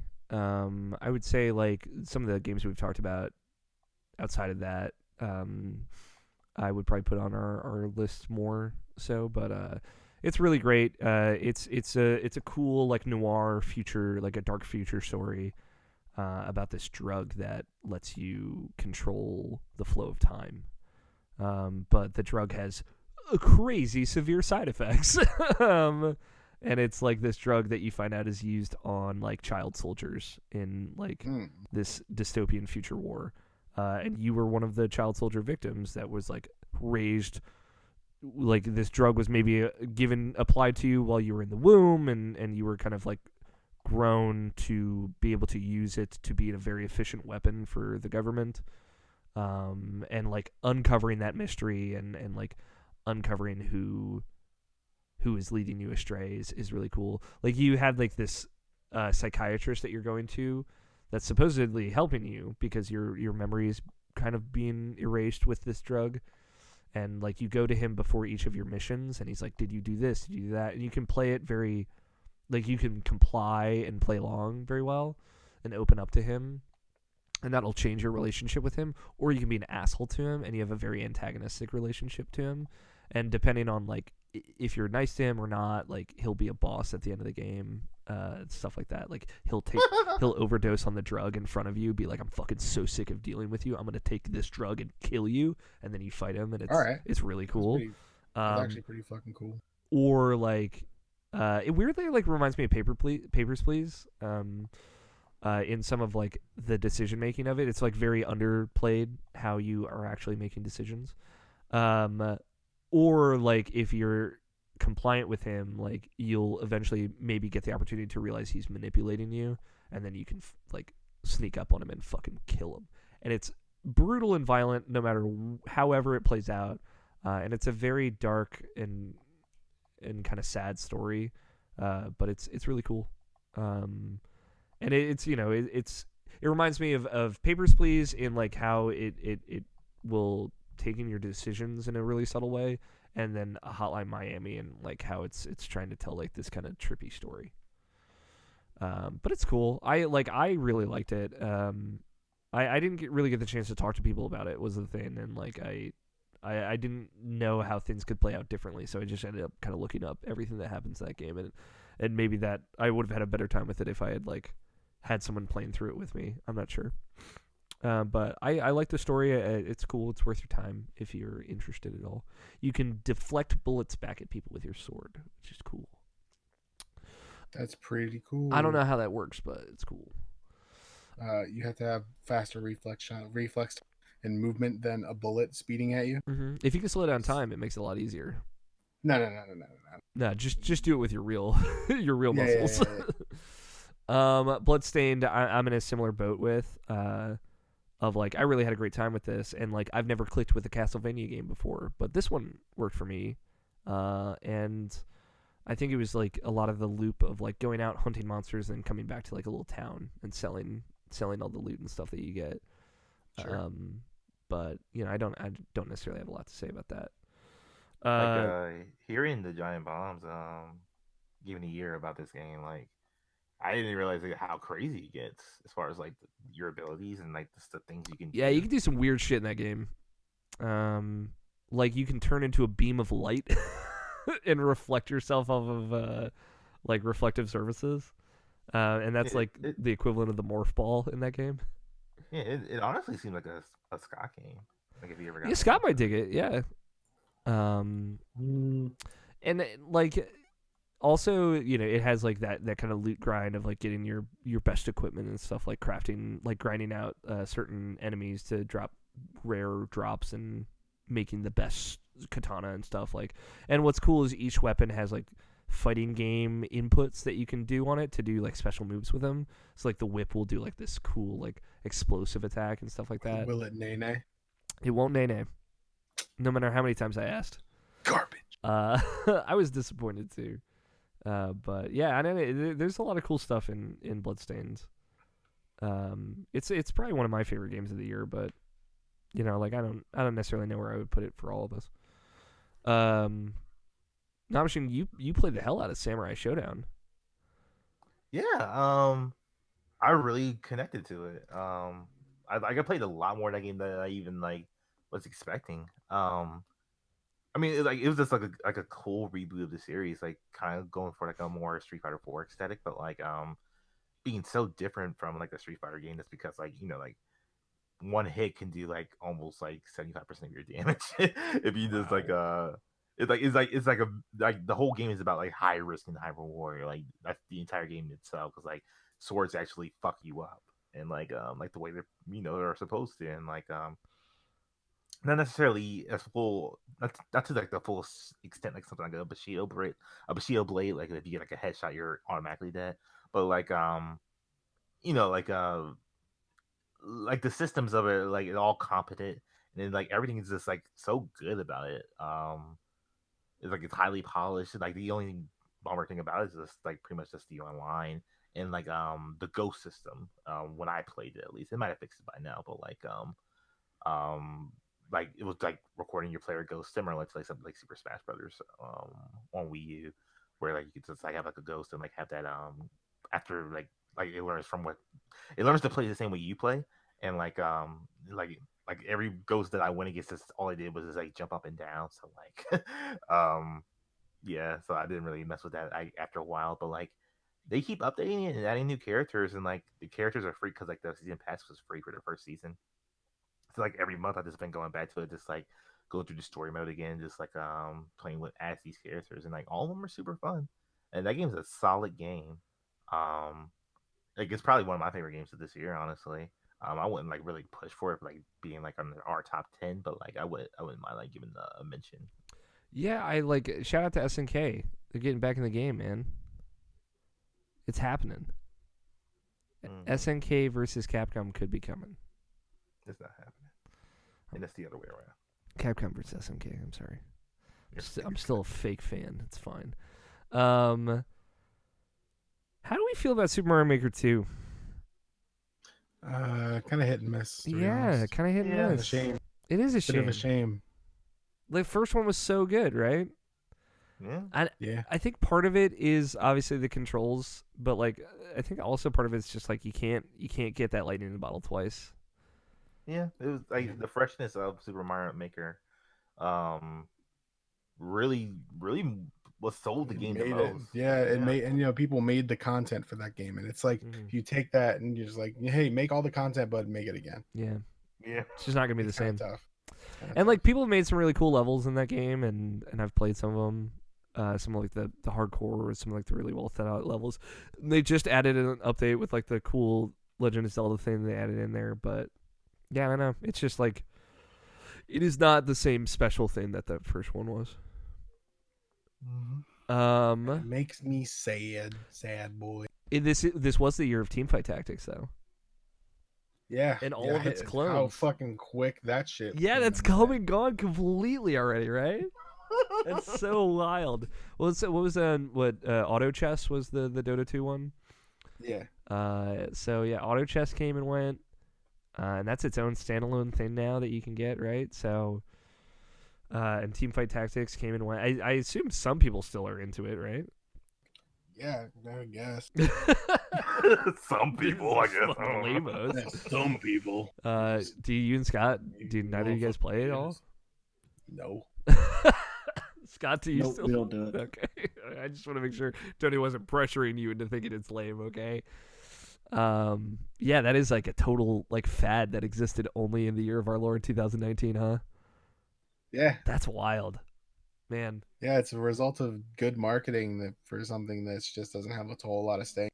Yeah. I don't know. That's kind of the fate of those games, though. Like they appeal to a wide audience while they're simple when they first come out, and then as they iterated on it, well, first of all, the lightning in the bottle effect faded, right? Like people, it was hugely marketed, and everyone's like, I got to play this, and it got huge on Twitch, so everyone's like, I really got to play this. And that went away. And then, they made the game significantly more complex. Yeah. Which happens in all those games by adding more factions and characters and, whatever that mechanics that you have of building teams. As you add more and more of them, you're going to get it gets more and more complex and harder for someone who's not hardcore into learning that and being strategic about it to do well. And if you're not doing well, you're not going to keep fucking playing. Yeah. So. I don't know, it's a cool thing. It'll just be a little mini game in League for a long time that it just is what it is. Yeah, and we'll maybe fade out with time. Yeah, it's like it's happened many times before with that type of game. So totally. Do you know, or do you guys remember when auto chess like first happened? No, I didn't even know about it until I heard about it on the Bombcast. Yeah, I feel like auto chess might have been like very late December 2018, and then it like kind of kicked into the year. I don't remember. Yeah, that's possible. Yeah, that's a weird one. That is, like I totally realized like when you said it, Tony, of like, wow, yeah, this thing is gone. Like no one talks about this at all anymore. Yeah, crazy. Yeah. Fire Emblem was another one of those ones where like I just didn't get into it this year. Maybe someday. I don't know. Maybe someday. I don't know if you're there too, Tony, but like I'm like maybe I'm like trying to get into it like right now. Okay. not like as we speak. Yeah, no, I got it. But like, you just hear the fucking fire like thing happening. Byleth, no! Like, oh shit. Title screen music is happening in the back. Excuse me, real quick. No, it's weird. I just had that same thought. I think you getting into it will be like when I get into it, like when I just have some like when we have each other to bounce off with it or something like that. A lot of people got into it, and I was like really stoked that a lot of people got into Fire Emblem for the first time this year. I just wrong place, wrong time, I think. Wrong kind of game for the wrong kind of year for me. So, I'm like I'm way into Control though. Yeah, Control is fucking dope. I know, like Scott, you had said that you were maybe gonna play it at some point, which is cool. I would very much like that. This is one of those things where it's like for sure, zero doubt, best on PC. Like if fuck the console version of this game, like if you can play it on PC, like it's a showpiece there. Ray tracing. But yeah, it is such a cool game. I think like having gone back and replayed it again and reappreciated it, it is like I love the weird science, like the weird out there-ness of it, and like Call of Cthulhu, like alternate dimension, like astral plane bullshit that it gets into. I love all of that, and I love that the core story of Control is like really small and really intimate, and like you get to know like these kind of cast of characters really well. I love that it's different than any Remedy game we've seen before, because we get to talk to the same people over again. Like we get to kind of spend time in places instead of having to like, all right, on to the next area, on to the next area, on to the next area. Like they build the oldest house up as like this character as well. And I just they threaded the needle perfectly on like how much to tell you and how much not to. I really feel that. And even though I barely understand a lot of what's going on, and I think like that feeling translates to Jessie, the main character, really well, and she's also kind of confused for some of it. There is like this, I get enough of it that it's like, okay, tell me what I need to know, and I'll get it done. Like you feel that director power in a lot of cases, and they just like through the game and through the storytelling, they convey that super well. I just, man, played it twice, and I loved it both times this year. Like, I want so much more of this world and so much more of these characters, and I want to spend forever in the oldest house, honestly.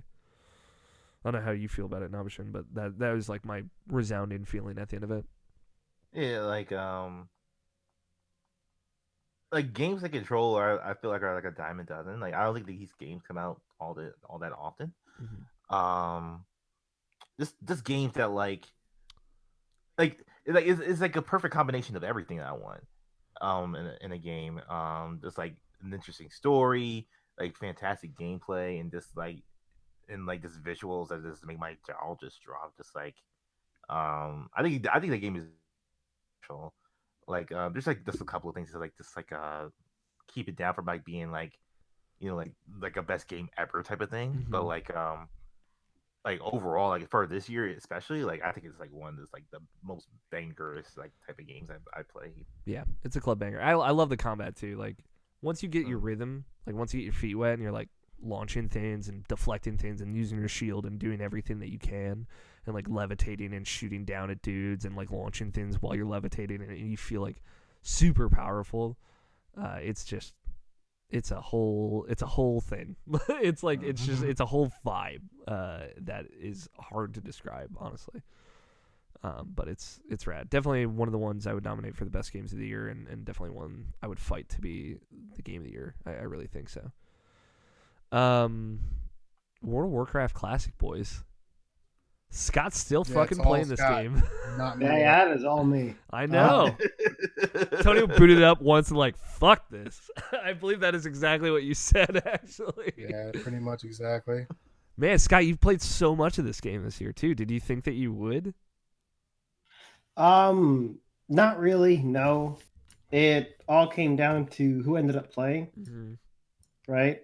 And the people who I wasn't about to get in for, all quit. But in the end, that's why I don't. Yeah, I get it. But the other few people that I play with did not quit. Yeah, That is why I am still there. the homies, if I may. Yes.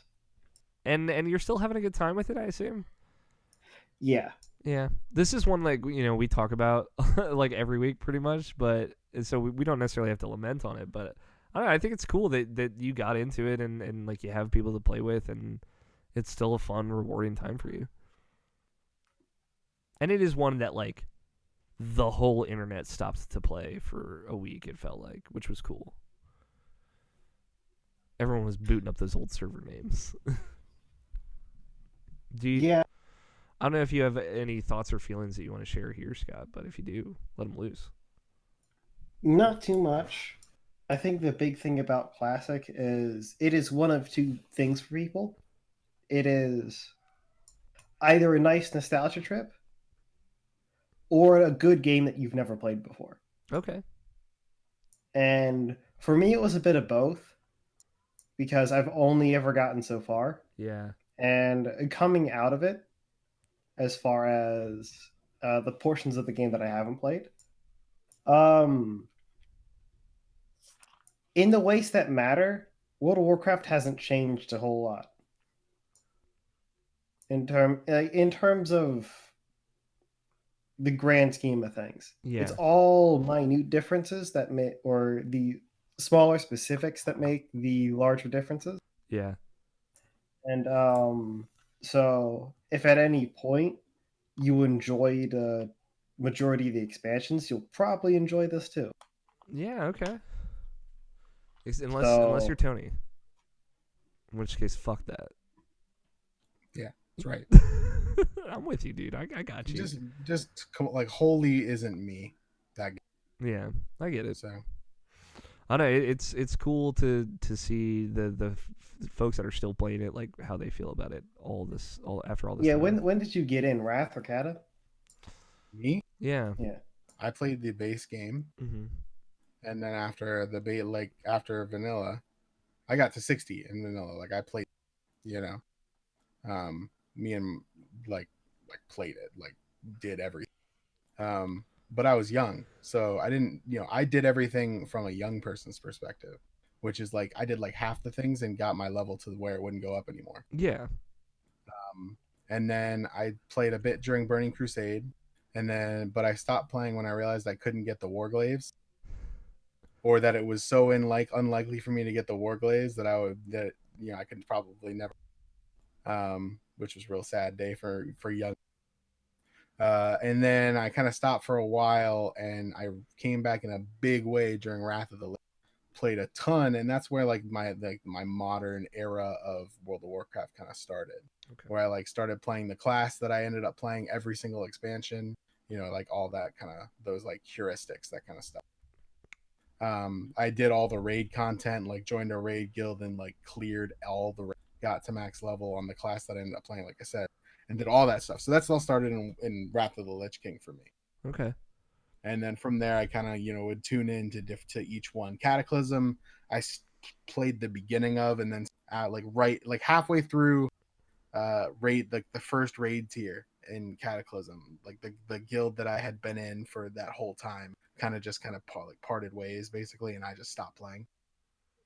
And then I don't remember. It's kind of spotty since then, but Wrath of the Lich King was the big one, and I think it's the big one for a lot of people. Yeah, it's their most successful expansion as far as I'm concerned. Yeah, I've heard specifically that the Shadowlands or whatever one is supposed to be more like Wrath of the Lich King, where it's channeling that kind of energy, which makes sense. Yeah, Wrath of the Lich King was, man, there's so much good shit with Wrath.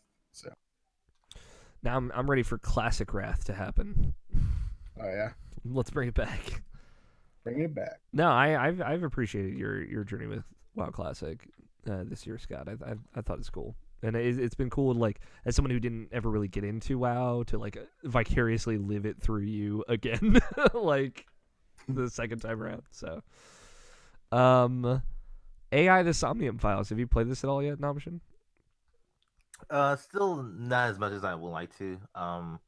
I just wanted to give it a quick shout out because I feel like it's gonna be something really special when I eventually get to it. But sure. It was like it's like something I just want to like give an honorable mention because like it speaks to me, and I could tell that it really speaks to me. I just gotta make the time for it so I can actually like wrap my whole existence around it. That's all. Totally.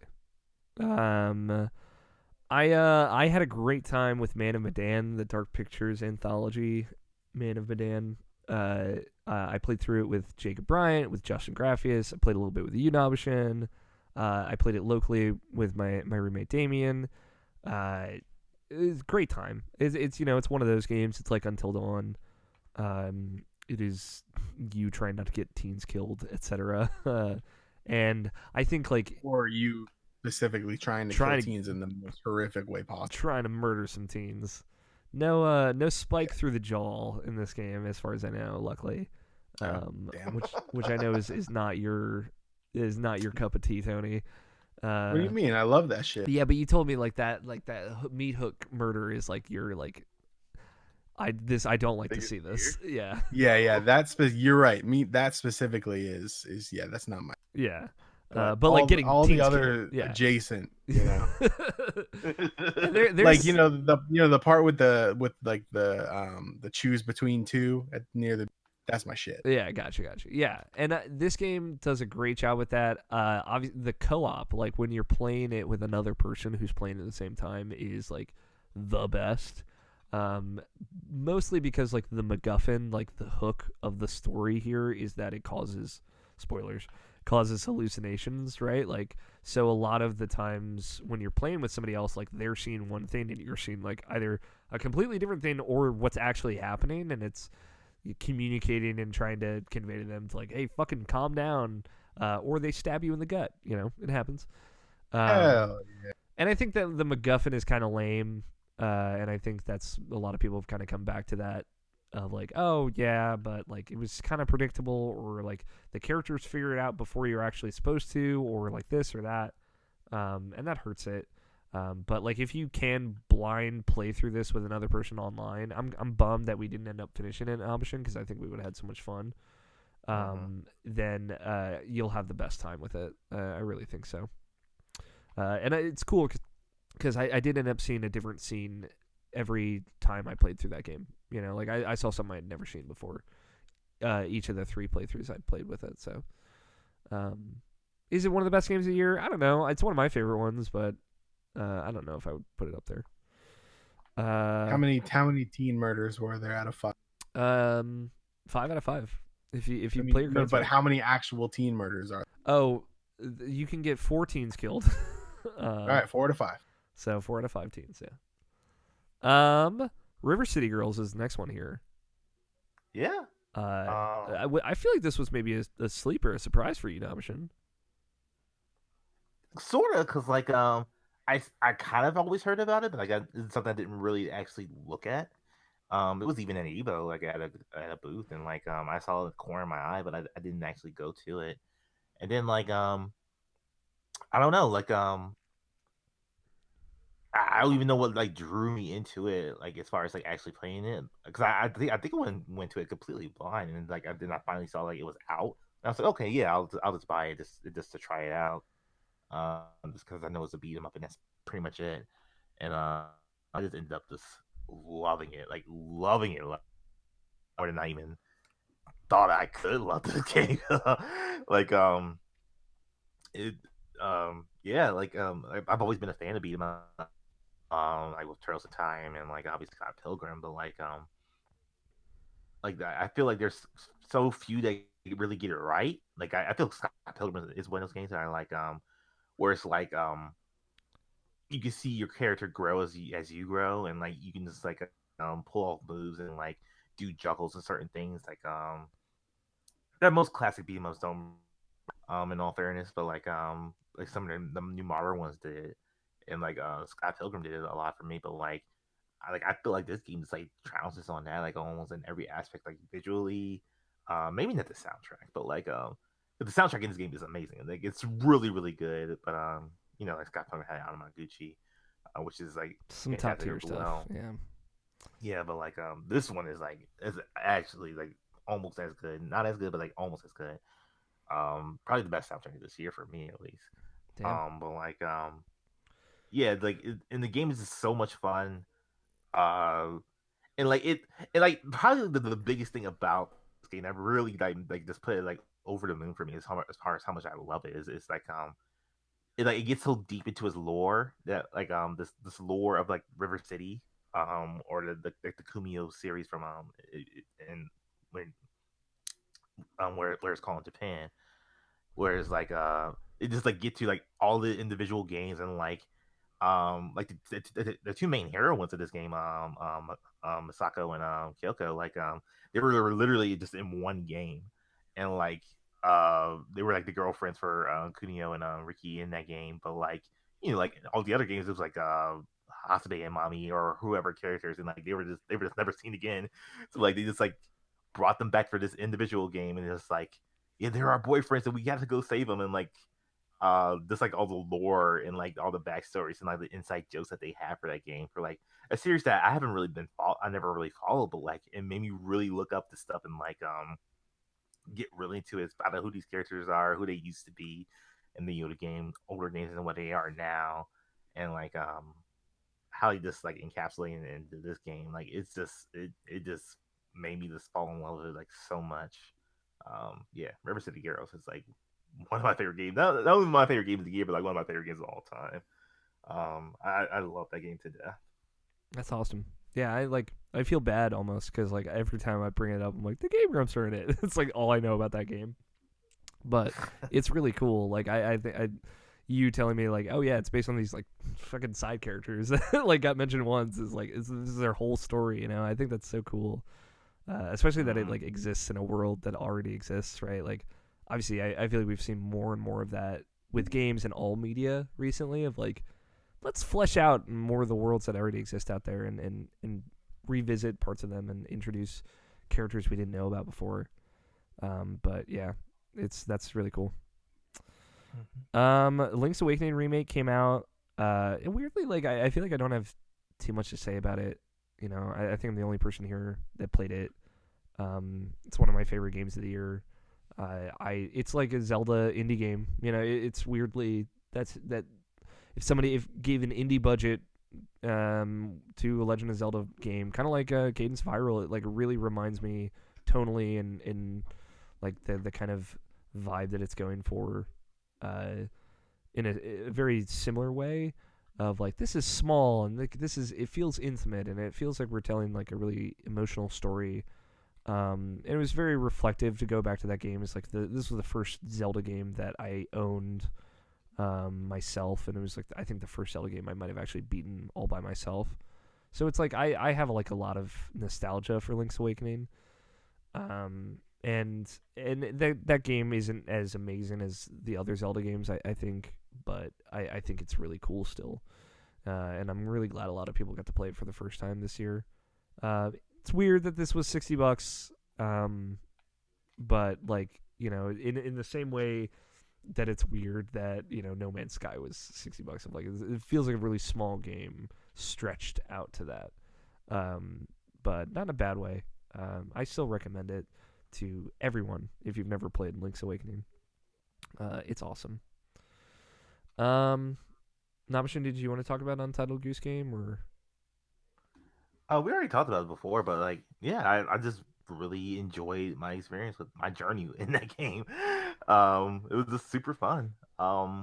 There's nothing much to really say about it, but like, I also think that's what makes that game actually good. Where it's just like, it's not much really to say. It's just like, just fucking with people and having a good time doing it. You have a checklist.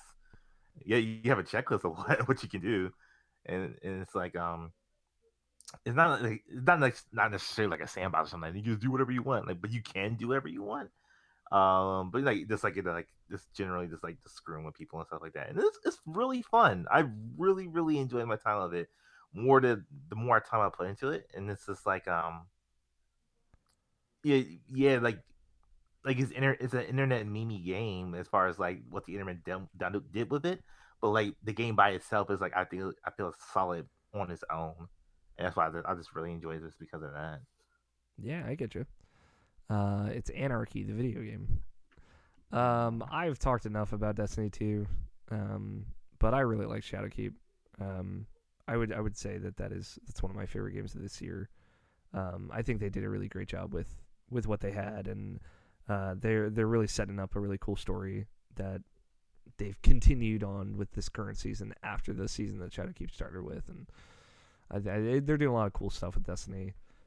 I hope that they successfully build to something that is really exciting in maybe a Destiny 3 with maybe different player factions and different things that a lot of the things that they're implying with the lore and the new mechanics that they're introducing with Shadowkeep. But we'll have to see. I really hope so though. The next one I was going to talk about was Luigi's Mansion 3. I don't know if you had any other between there, Nabeshin. If you played Indivisible or anything. Indivisible I played a lot. Okay. That's probably like my indie game that I played the most of this year. Nice. Yeah, that game's really cool. I really enjoy it. I wouldn't put it up for the top 10, but like I really enjoyed that game. Sure. I enjoyed what I played with the Outer Worlds, but I just never ended up finishing it. You know, like I never saw it through, and I never really wanted to. I like got a taste of it. I'm like, all right, cool. Like I got what I needed out of that.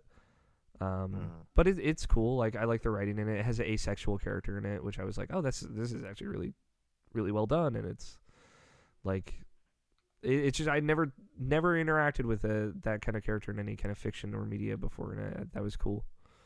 But Luigi's Mansion 3, Scott, have you played it? I have. Oh my goodness. My heart is full. What do you think, man? So far so good. Yeah. It's just a fucking ball of charm, dude. It's hard to like play that game and not have it charm the pants off of you. Yep. It's just Luigi just goofing around. Him like that opening scene where he like has the polter pup with him and they're like tucked into bed is like just so cute and silly. King Boo showing up and being like, I'm gonna fucking suck you into these paintings like I did to all your friends. You're like, excuse me, and just freaking out. Like, it's so over the top and so great. Yeah. Where you at with it? I just got Luigi, so I'm messing around with it. Oh, nice. Yeah, Luigi is also just a very good. I'm literally at the same spot that you are, Scott. Yeah. I think I got to floor 12. Is how far I got. It's great. keep playing it. That's one I would put up for the list for sure. I think it is a really polished, really fun. Yeah, really and great it's what I enjoy about this as well is that, like Kingdom Hearts 3, it's the game shows that Luigi's kind of a pro at this right off the bat. Yeah. Which is very nice for everyone who's in. It ties up the sort of early on. Hold on a second. Why is the poltergeist in the trunk of this random car? Yeah. It's just like we're gonna talk about it. Pretty much immediately. Yeah. The entire setup of the game is fully taken care of in the first 20-30 minutes of it. Yeah. And it's paced out very nicely. Again, it's a very charming game. And I want to say the only thing that this does wrong for a horror game is be scary. Yeah. If that makes sense. Yeah. Fair enough. Whereas... And even then, it's mostly because I played a lot of Luigi's Mansion. Yeah. It has the clunkiness correct. If you run into a couple of enemies, that is an issue. Yeah. Like anything more than one can turn into an issue pretty quick. It doesn't overdo it on the slam. Once you've decided that you're going to slam a ghost, you can slam the ghost a certain amount of times, and then that is the end of your interaction with it. Yeah. So I enjoy the fact that the second you get to slam, it's not always the time that you should. Yeah. You have to kind of time it out better. You have to think about it.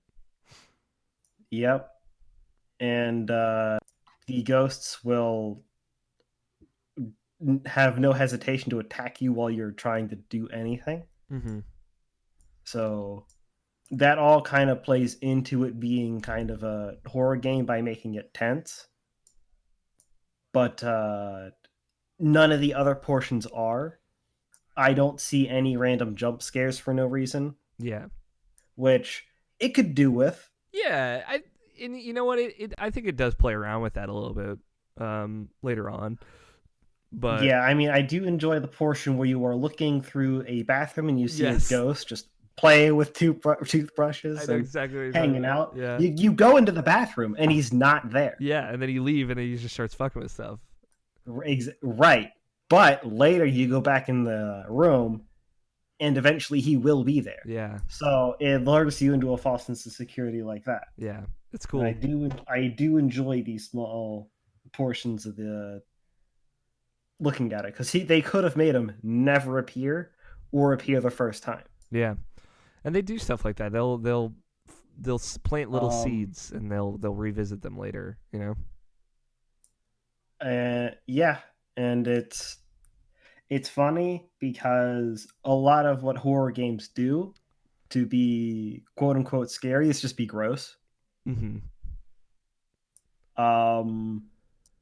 And that's kind of why I don't play them.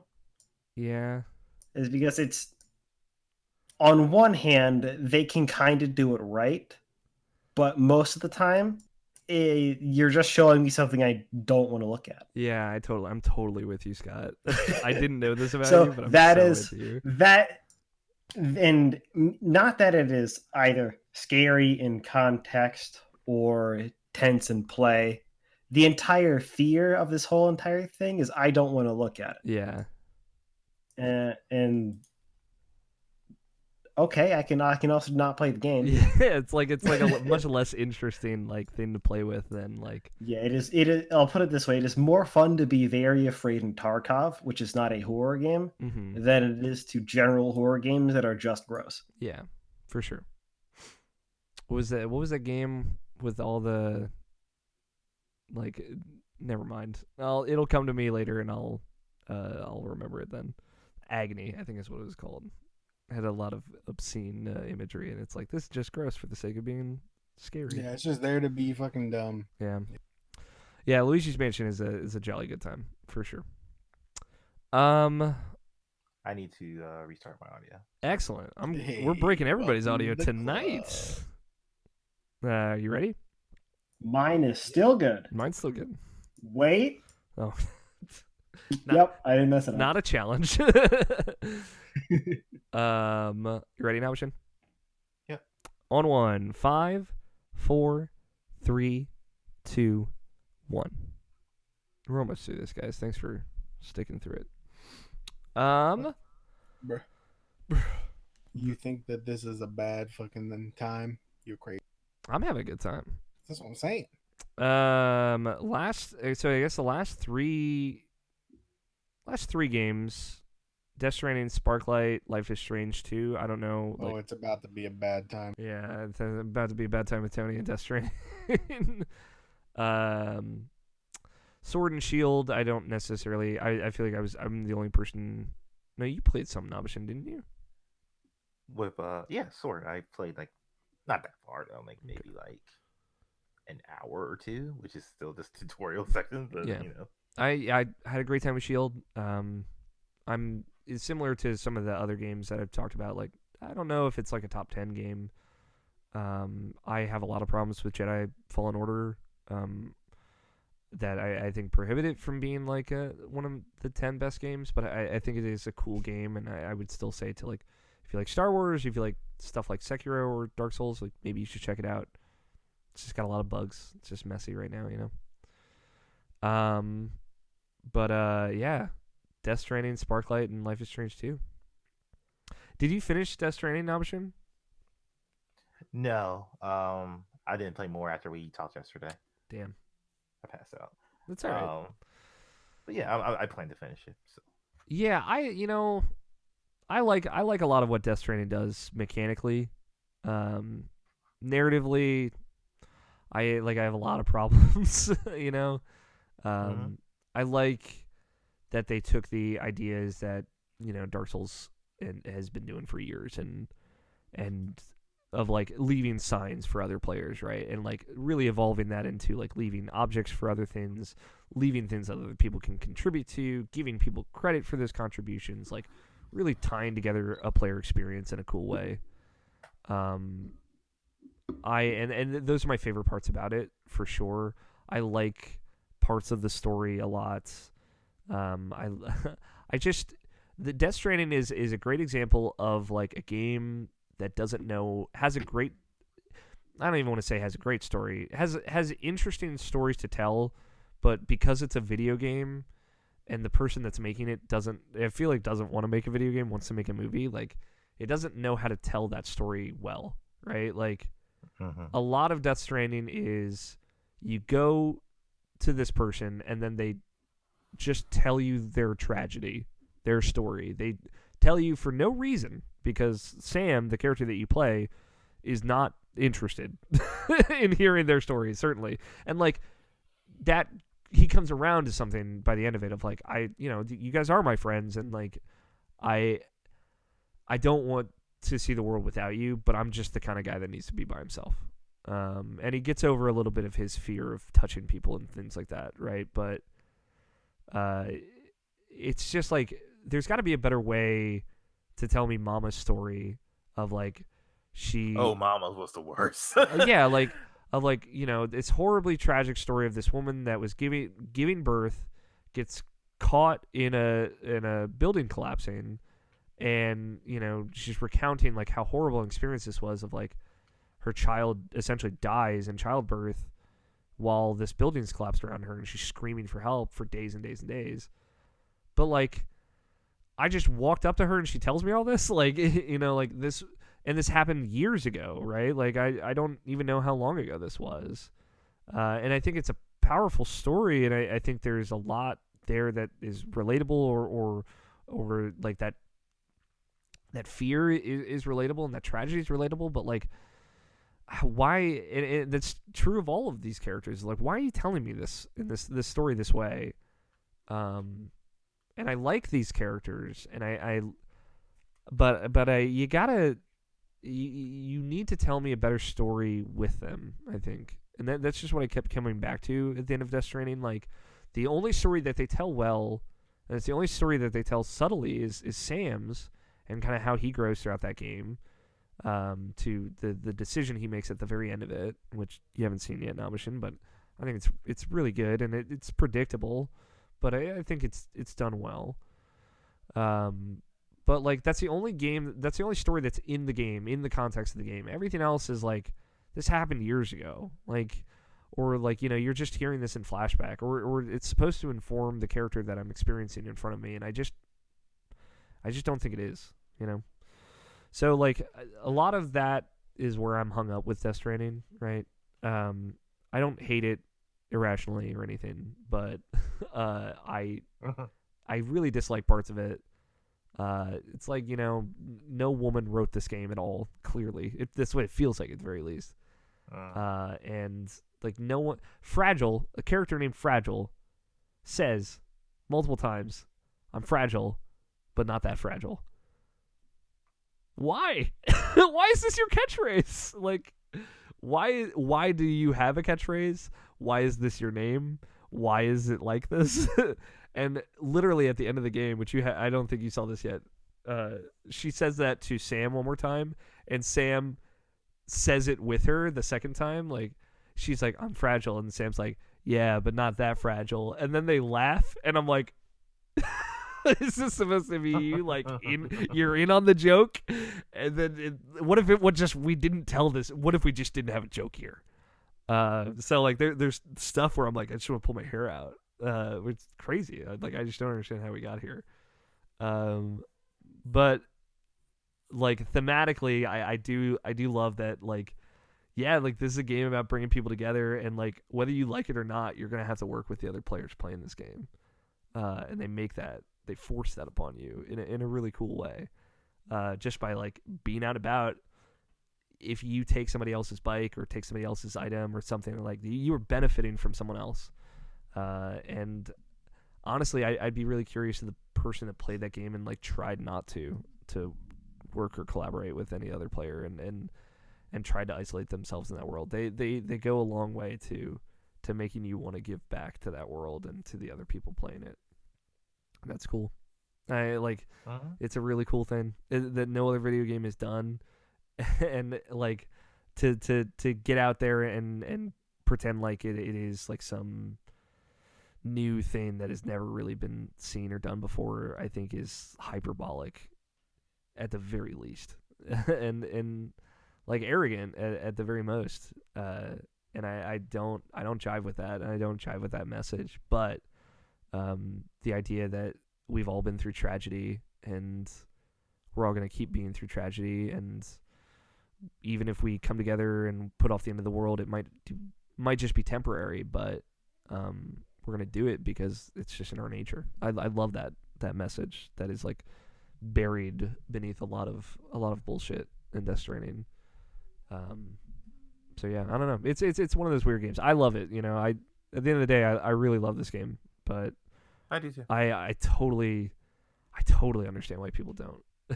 Like, I really do. And there are parts about it that I really don't like. And it's one of those things where it's like, I lived this game. I don't know if I could ever go back and replay it, you know? Like, it would be different. But I was there when the Death Stranding happened. And when, like, the world was being built up. I saw roads being built in front of me in that game, and it's cool. I've never had that, like, anything in a video game before, so...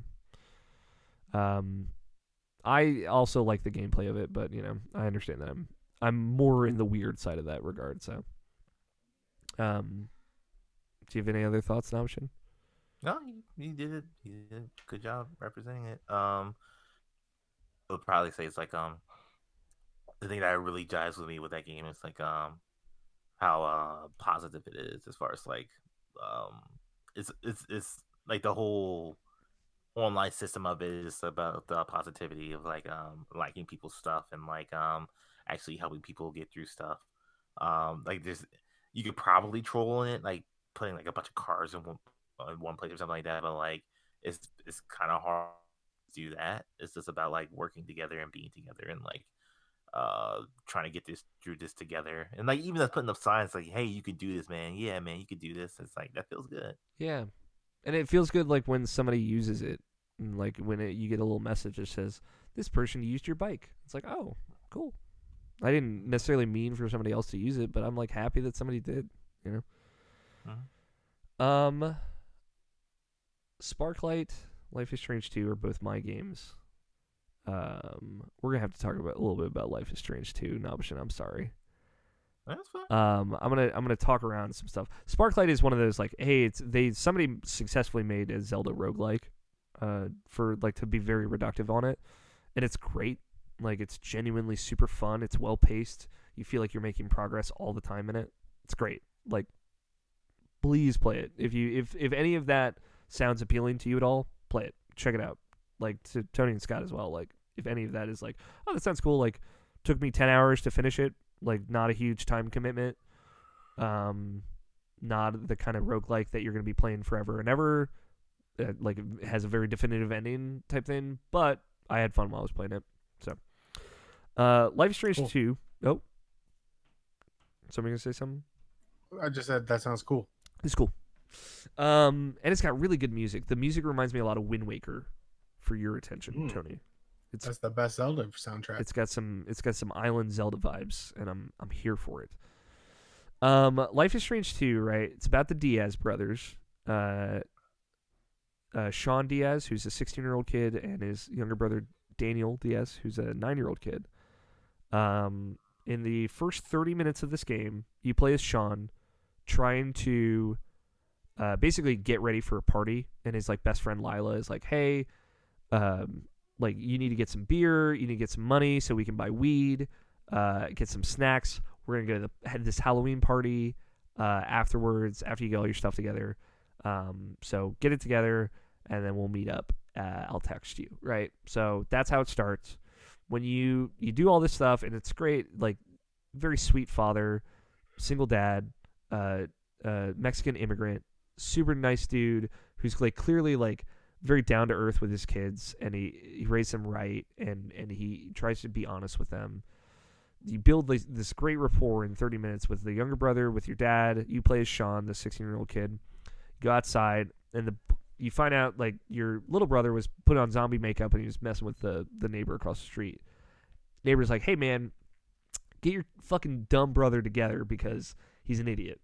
And you can choose to fight the neighbor, or like, you know, tell him, like side with him and be like, yeah, my brother's an idiot, don't worry about him.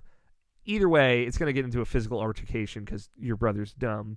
A cop shows up and pulls out his gun on these two teenagers, which is insane. It's terrifying. And your dad comes out and is like, hey, man, whoa, cop with a gun on my kid. What's going on? And in the confusion, the cop shoots your dad, unarmed. Very relatable situation for a lot of people out there, unfortunately. Yeah, I hate it when the cops shoot my dad.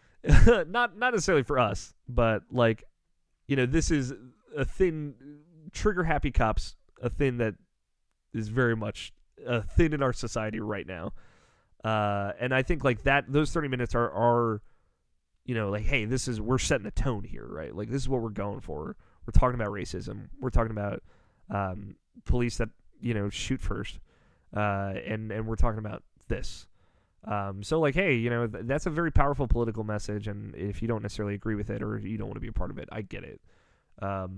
From that point on, right, like Daniel, he like has a telekinetic explosion and he kills the cop, hurts the bully, and you freak out, grab Daniel and run for it, right? And for the rest of the 5 episodes, you are on the run from the police for murder, because the police have blamed Sean for this murder of this police officer.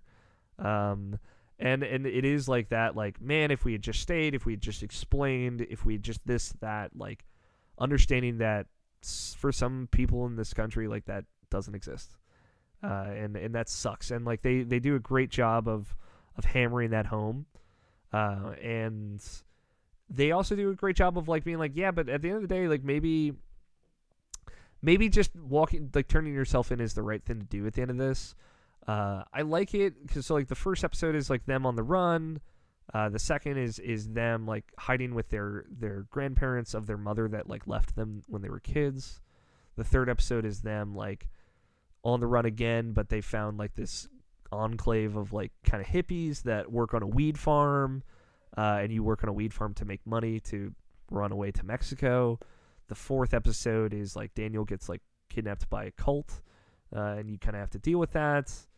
And the 5th episode is like, all right, this is it. We're at the wall on the border of Mexico, and we're gonna either go through or not.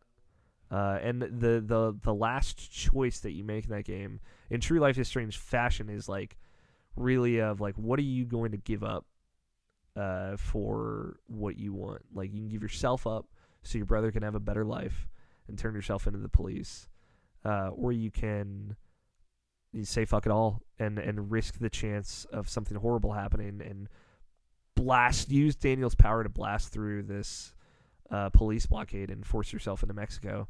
And like they do a great job of building this journey up of a lot. This is a 2-person decision, and this is a 2-person relationship, and you have your choice and your morals that you've built, but like all the choices you've made reflect onto Daniel as well, and who he has become is determined by what you've done throughout this game. If you've casually stolen, if you've disregarded authority, if you've hurt people, if you've asked him to use his powers to hurt people, right? Like, a lot of these things really come back in the end. To make it a little personal here, as someone who's had a family member go to prison recently, there is like this just powerless feeling that they capture at the end of that story that is like unlike anything I've ever felt. It's somehow it's that same feeling at the end of the first Life is Strange, Nabeshin, that just like this melancholy, this like I did what I had to because I did, and I don't love it, but I'm okay with it and I can live with it, you know. They nail exactly that feeling again, in that final choice, and in the final, the way your ending will play out. And for me, it was like really, really sad, but at the end of it, like it worked out the way I wanted to, and nobody died. You know, that was my big thing of like, I didn't want either of these 2 kids to die. I love them so much, you know. And they both had to go through something really horrible, but you know, it was the sacrifice that I chose to make. It really stuck with me, and it really, I felt like I learned things about the world and about people and empathy and emotions, like, by finishing that game. And I can't say that about any other game I played this year, or most games I've ever played ever. So yeah, I think Life is Strange 2 is really cool and really powerful and really sweet, and horrific at times, but it does exactly what it sets out to do. It lays out its like kind of grand narrative plan right in those first 30 minutes, and it nails it by the end of it. So it's really good. That's it. Those are the video games that came out in 2019. So the ones that we all called out as we went through those games were Resident Evil 2, Kingdom Hearts 3, Apex Legends, Devil May Cry 5, Baba Is You, Sekiro, Cadence of Hyrule, Bloodstained, Samurai Showdown, Control, Man of Medan, sorry, I'm all hiccupy, River City Girls, Untitled Goose Game, Luigi's Mansion 3, Death Stranding, and Life is Strange 2. That's 16 games. So we got to get rid of 6 of these. I can get rid of Samurai Showdown and Untitled Goose Game. I can get rid of Bloodstained. And Man of Medan. And I think you guys were pretty lukewarm on Apex Legends. Yeah, take that off. Yeah, go ahead.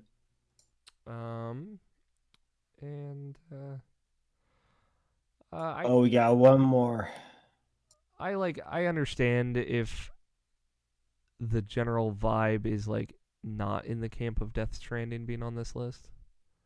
I know Tony has some extreme I'm opinions between about it. So Life is Strange 2, River City Girls, again, all games that aren't.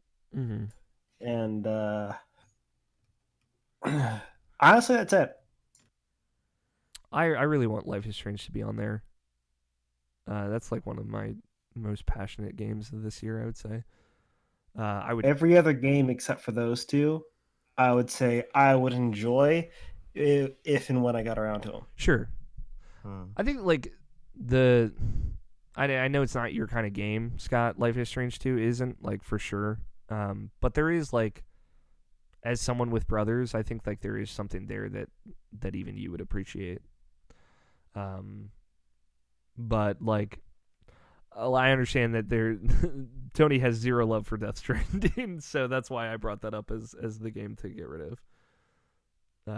So like if you felt very negatively about it, Tony, I'd be fine with letting it go. I'm keeping my more personal games on this list. I'm gonna stay out of it. Fair enough. What do you think, Nabeshin? I feel River City Girls. So if I have to sacrifice Death Stranding for that, then sure. Sure. It's gone. All right, Tony, order them. I was told that you could order these 10 games. Yeah, I can order these 10 games. All right. What's number one? All right. Wait, no, like game of the year starting at the top and going down? Yeah, why not? I was just going to eliminate things and just kind of see what ends up on top. Okay. What's not All on right. top then? What's number 10? Sure. Kingdom Hearts 3. Sure. Okay. You're so fucking mad. No, listen, I said, Tony, you're going to order these games. I want you to order them. Yeah, I get to it. All right. Let's see. Next one. I'm gonna put Baba Is You number 9. Okay. I like it. I'm really curious, like, what's going on inside your head right now? You know, several things. Uh-huh. Several things? Some of them are pretty. Erotic? Yeah. Ooh. It's weird. All right. So number 8, we're gonna put. I'm gonna put Control. Okay. Number 8. Not even top 5. That's a bummer. Follow up by a solid number 7. Devil May Cry 5. No. Resident Evil 2. Okay. I like that second thought right there. All right, we're coming in with number 6. Uh-huh. Put River City Girls right there. Okay. Now we're in top 5 territory. Yeah, this is a big deal. I'm gonna put number 5. Let's go with Luigi's Mansion. It's the 5th best game this year, I think. Okay. Number 4, I'd go Life is Strange 2. And I'm gonna throw it to Nabeshin to order the top 3. All right, Nabeshin. Cadence, then Devil May Cry 5, then Sekiro. All right. I love this chaotic neutral stance that we've all fallen into. Are you sure DMC5 isn't number 1? It's number 1. Okay, that's what I thought. Then put it at number 1. That's what I thought, dude. That's why I asked. You're gonna ask me? Yeah, it's number 1. I did ask you. I told you to put them in order. Cool. So our top 10 games. I specifically asked you. You know, here's what I'll say to anyone listening at home. If you would like to think of these 10 games as in no particular order, that is fine. And You're just wrong. Some of us will lie to ourselves at the end of this podcast and pretend like that is how it is as well. But Exactly. Otherwise, our top 10 games in order from 10 to 1: Kingdom Hearts 3, Baba Is You, Control, Resident Evil 2, River City Girls, Luigi's Mansion 3, Life is Strange 2, Cadence of Hyrule, Sekiro Shadows Die Twice, and Devil May Cry 5 being our number 1 game of the year. I'm actually really happy with that list. Yes, but Alex, you know what you get I'm to say? pretty good at this. Yeah. Alex, do you know what you get to say? Yeah. Kingdom Hearts 3 was our top game of the year. Yeah, it was in our top 10. Yeah, it was on the No, top. no, It was at- on top. at the top. It was at the very top. It was at the top of the list. It's just the top of the list was the bottom of the This feels very reminiscent of 2011 with Skyward Sword. The thing is, Nabeshin, I knew it was only going to go that way, so that's why you just got to let him win. You got to let him have this thing. And Tony, I will say this to your props, right? You put Kingdom Hearts 3 at number 10, but you put Life is Strange 2 at number 4. So you were like, you were thinking all about I'm saying me. is you put up a good argument. You convinced me a little bit. Okay, I didn't want And to. while it's not, while it's not necessarily my kind of game, that list is not all about me. Yeah, it's true. This is a reflection of all of us. I mean, look at the games that I've played on that list. Where you know what I mean? Yeah, They're kind of spread throughout. yeah. All right, I am happy with this. to be honest though, and I think that now I should put the games in the same order that I would have for. So excellent. That's it. That's our Game of the Year show. This is our trying something new. Still succumbing to the societal pressures of doing a Game of the Year podcast at the end of the year. But at the same time, bucking tradition and doing it our way. Yeah.